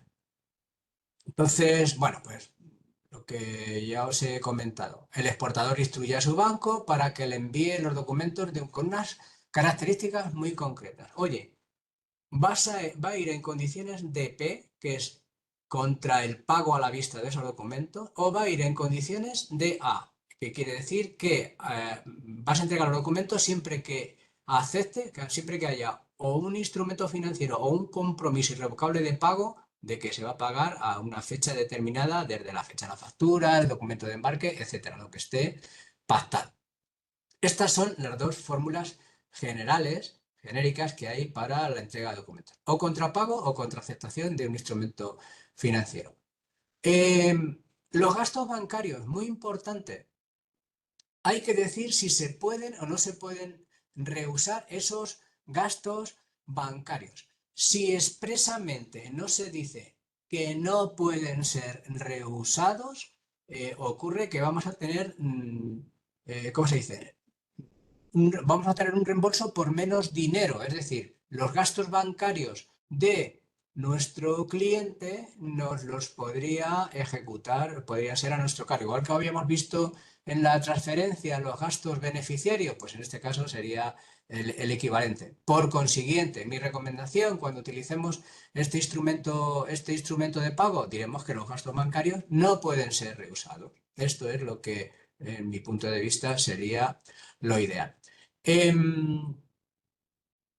¿Documentos contra pago? Pues el riesgo está en que nuestro cliente no pague y no podrá retirar la mercancía, con lo cual tendremos que repatriarla, venderla a otro o abandonar la mercancía en destino. En los documentos contra aceptación, Lidia, ya lo hemos comentado, los bancos no aseguran el pago al vencimiento. Por tanto, es muy importante asegurar con las compañías de crédito a la exportación, pues estos envíos que estamos haciendo.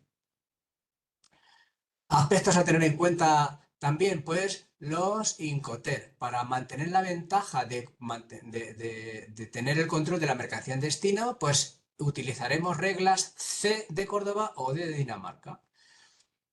Que no es así, que vamos a utilizar reglas Airbor o FCA, pues tendríamos que negociar un anticipo que de alguna manera, llegado el caso, pues cubriera los gastos de envío y repatriación de la mercancía.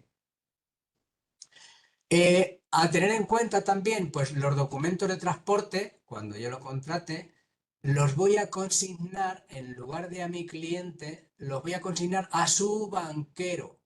De tal manera que en el caso de que el banquero endose esos documentos para retirar la mercancía, estaría obligado al pago, siempre que fuera pago a la vista, ¿eh? Si fuera pago a la vista. Si fuera documento contra aceptación, el banquero entregará los documentos, pero no estaría obligado al pago, ¿vale? De ahí la importancia de, si es documentos contra pago, oye, los documentos van a ir consignados a la orden del banco del importador. ¿Visto?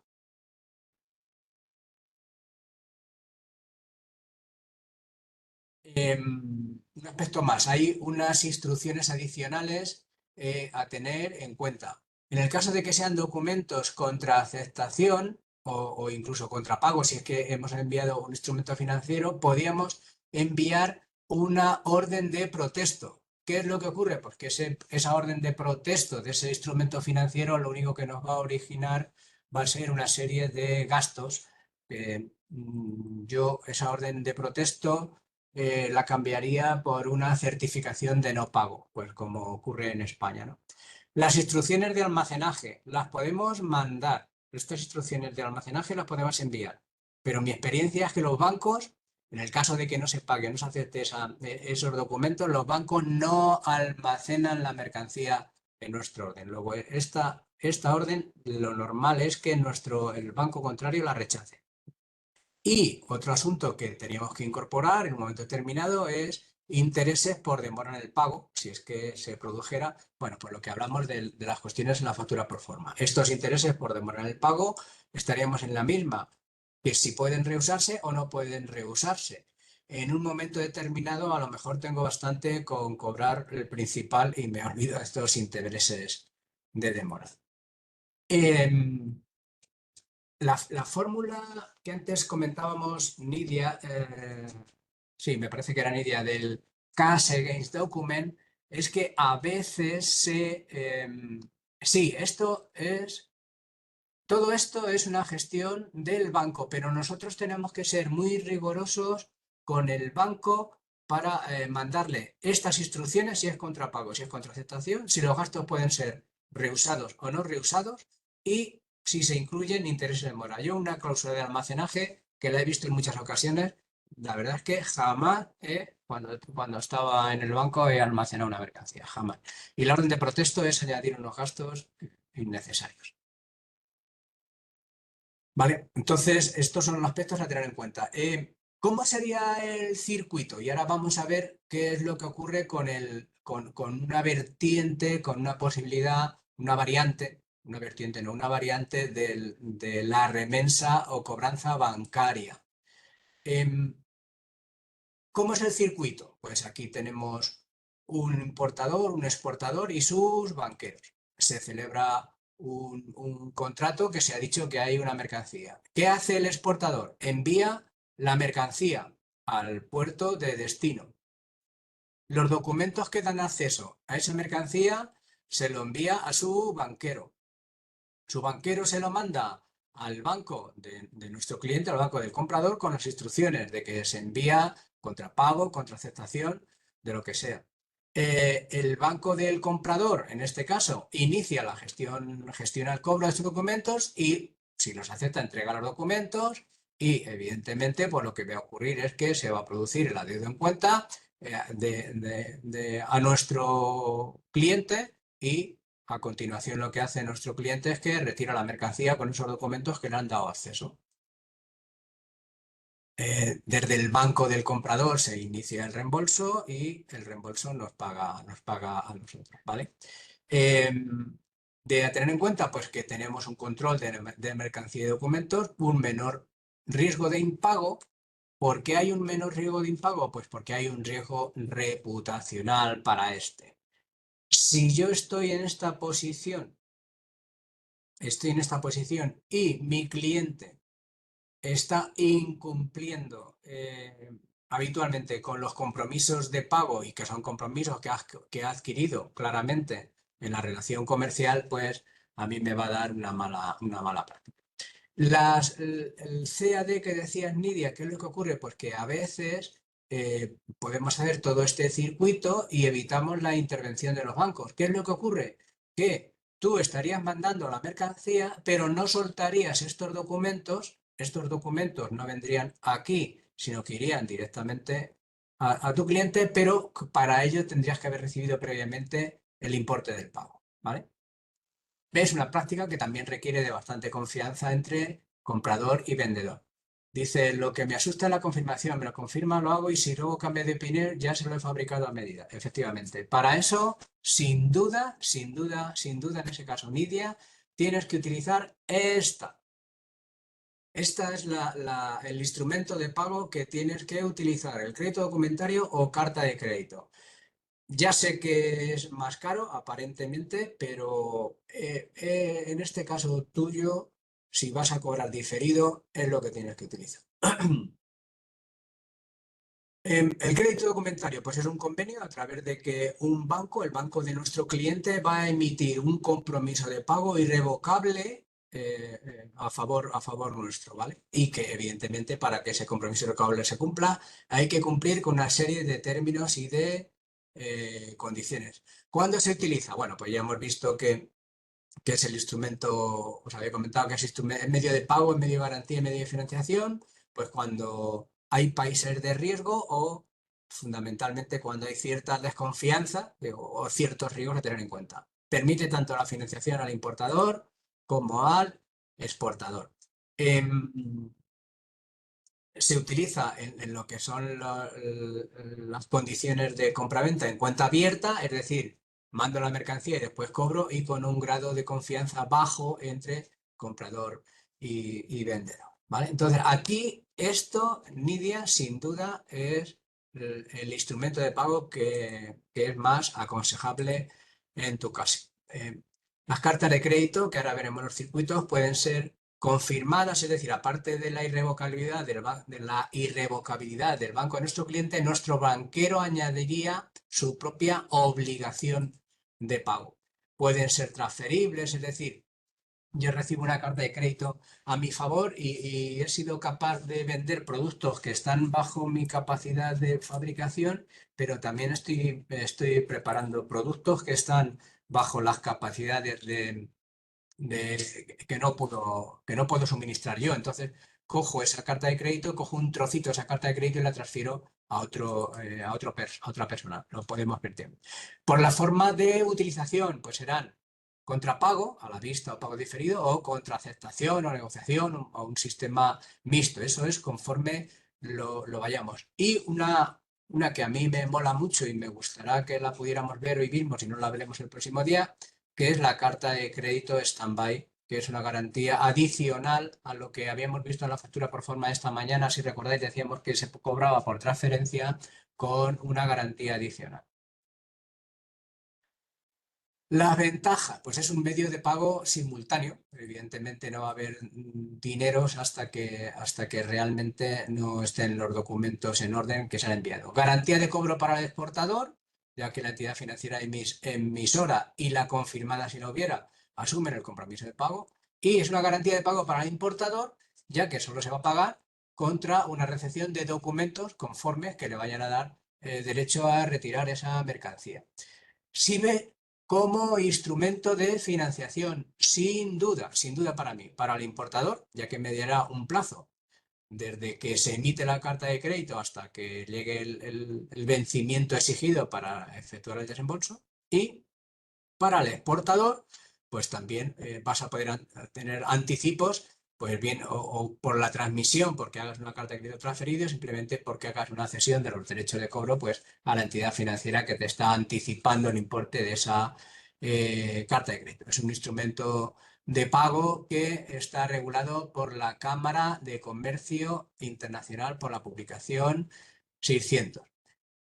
Dice, nosotros trabajamos con CDI, pero no conozco la stand-by. Ahora la vamos a ver, Carolina.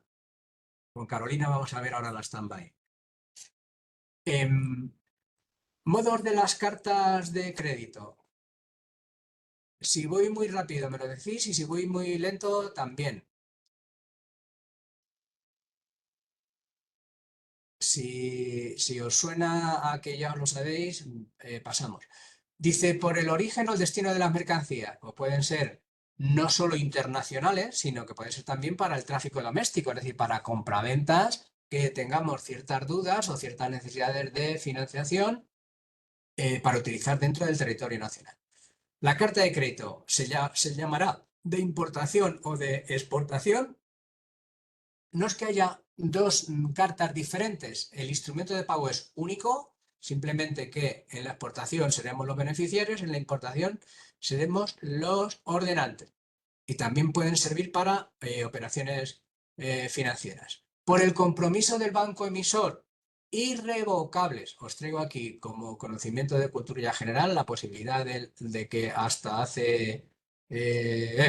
pues hace como 18 años que dejaron de ser ya las cartas de crédito revocables. Sin embargo, que sepamos que alguien nos lo puede pregonar. No existen.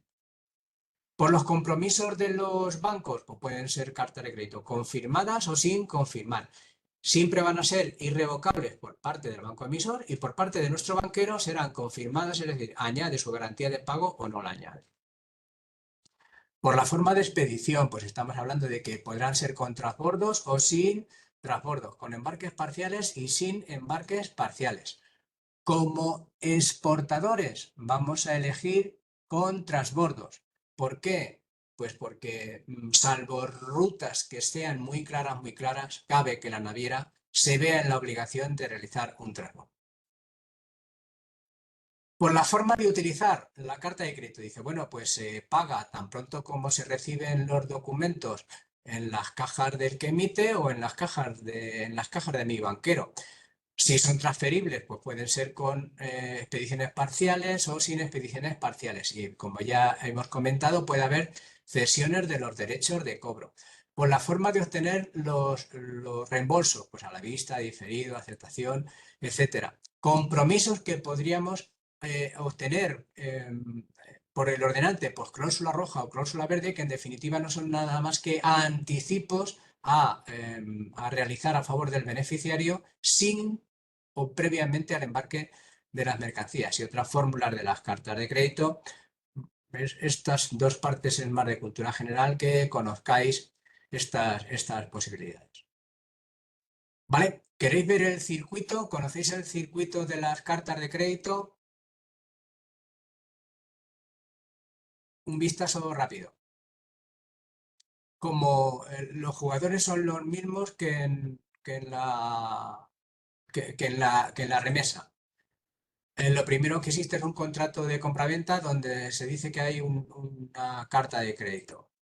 El ordenante le dice a su banquero que emita la carta de crédito, estudia los riesgos, se lo mandaría, aquí estaríamos nosotros, recibiríamos un mensaje desde la parte del ordenante y de nuestro cliente y nuestro banquero nos va a avisar de la recepción y la autenticidad de esa carta de crédito o incluso ¿el contrato vale una factura pro forma, Nidia? Sí, vale una factura pro forma. Otra cosa es que a mí me guste más un contratito, pero la factura pro forma vale. Y si a esa factura pro forma le vamos añadiendo como anexos algunas de las cláusulas que estamos viendo estos días, pues mejor.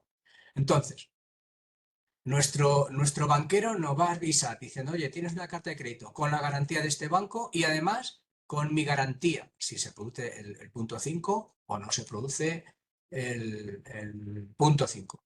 De tal manera que estamos con la irrevocabilidad, estamos quitando el riesgo comercial cliente, con la confirmación estamos quitando el riesgo comercial cliente, banco emisor y banco país.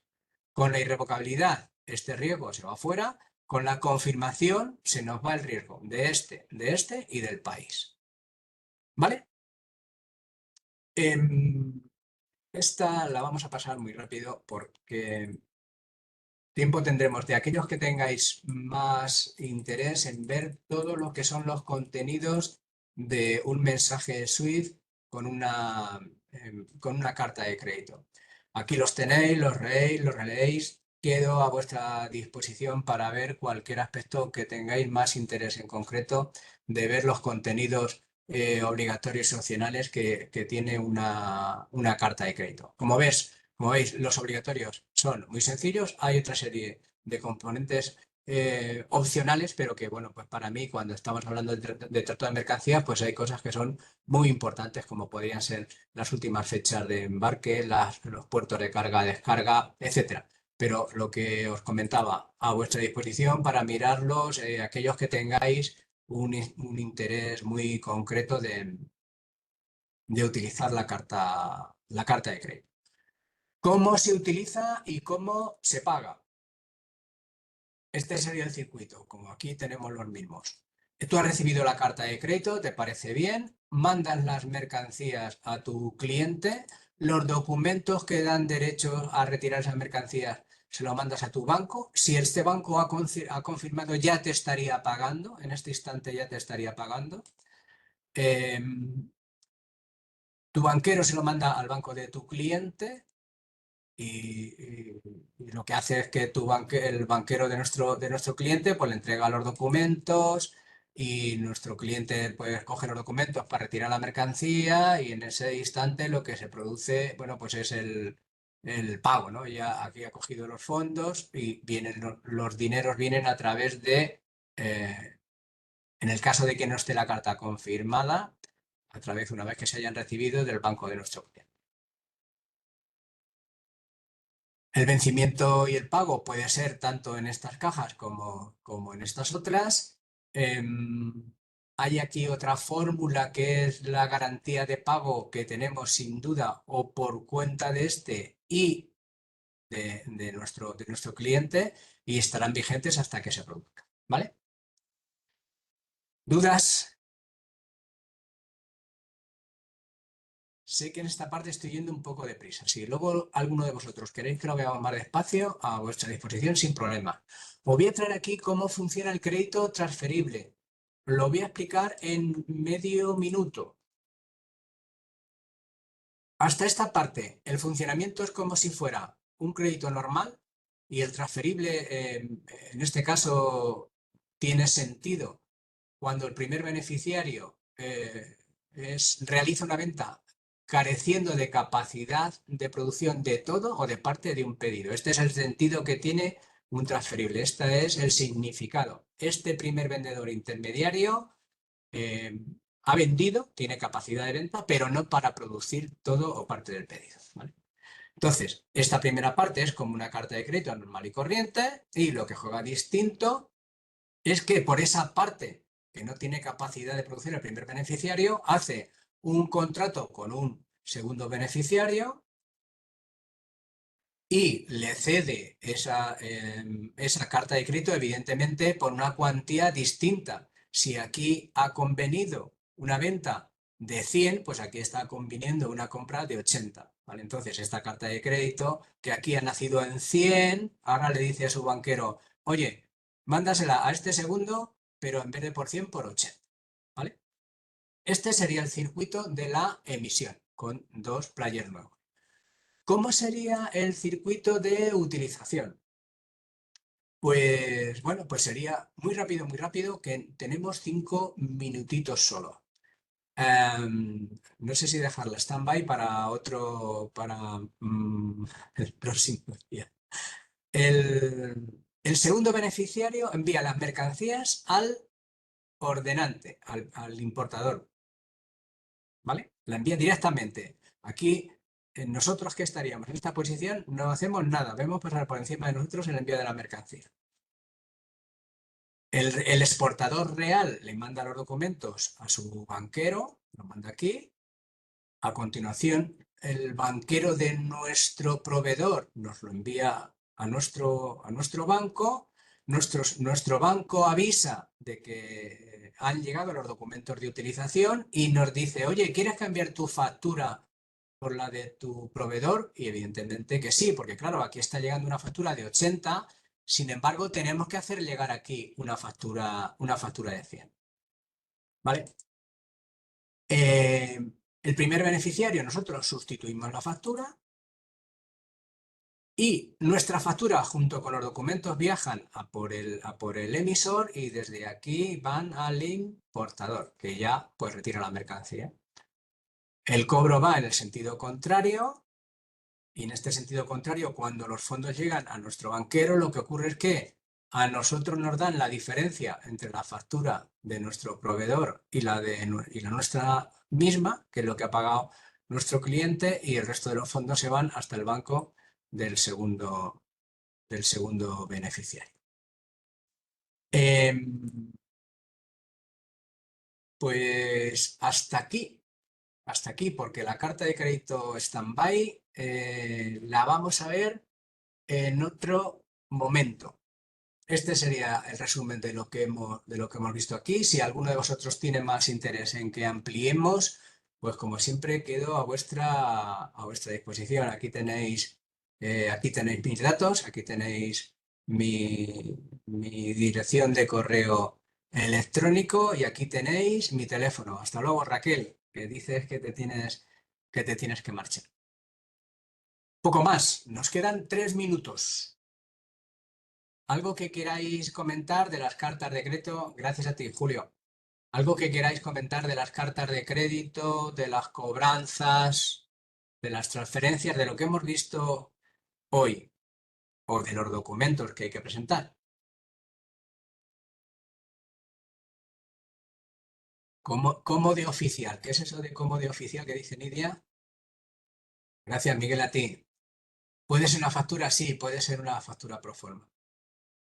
Esa parte de oficial no he entendido bien. No, a Diego, ver, es que ¿sabes lo que pasa? Que tengo aquí gente en la oficina y si sí. abro el micrófono se meten las Ah, voces. Por eso vale, vale. no suelo hablar. Vale, vale. No, yo decía que, a ver, que cuánto de oficial puede ser que te acepten un presupuesto con una firma y un sello, porque es una cosa que se hace mucho, pero yo no sé hasta qué punto, porque como te he dicho otras veces, o sea, mi problema es que todo lo que fabricamos lo fabricamos a medida, entonces es muy difícil Pues mira, comenzar un presupuesto, o sea, comenzar un pedido con una proforma firmada. Entonces, yo creo que a la sí, aceptación del presupuesto yo firmaría un contrato al que se uniría ese presupuesto, ¿vale? Gracias, Cortés. Yo solo tengo claro, para preparar una documentación que es exclusivamente una documentación, una mercancía que es hecha a la medida del cliente, yo lo tengo clarinete. Pero clarinete, clarinete. Le hago un contrato con todas, al menos esas cláusulas que hemos puesto ahí de las mercancías manufacturadas, al menos. Le mando el presupuesto y decir, oye, ¿está de acuerdo? Sí, estoy de acuerdo. Muy bien, pues mira, te voy a preparar el contrato y me lo devuelves sí. firmado. ¿Sabes? Claro, para eso hay que preparar un contrato con algunas cláusulas que digan si tal cual, vale, lo Claro, entiendo. o sea, Pero al piensa, final, piensa que mm, este contrato, gracias a ti, Miguel, em, piensa que este contrato lo que nos da son unas nociones generales. La Convención de Viena no piensa en un contrato de una mercancía en concreto, sino habla pues de mercancías manufacturadas en general y que viajan además de una forma determinada. Pero sí que te va a servir mucho de apoyo, Nidia. vale, Em, pues nos lo pensaremos. si me escribes por fuera, me mandas un WhatsApp o un correo electrónico y vemos algo de que podamos contratar o concertar algo más concreto para tu caso, Nidia, ¿te parece? Vale, sí, Pues nada, pues Teresa, misión cumplida. Muchas gracias. Como os decía, tengo otra cosa justo a las 12 y tenemos que terminar ya. Pero os mando la grabación y Gregorio os manda la documentación en cuanto la tengamos, Sí, además sí. de emplazamiento a la sesión de la próxima semana. Muchas gracias, bien. estudiad un poco y hasta la próxima. Estupendo. Venga, Venga, pues hasta luego, hasta el gracias. martes a todos y a Adiós. vuestra disposición en el correo electrónico o bien a través de WhatsApp o me llamáis directamente por teléfono. Muchas gracias. Buen día.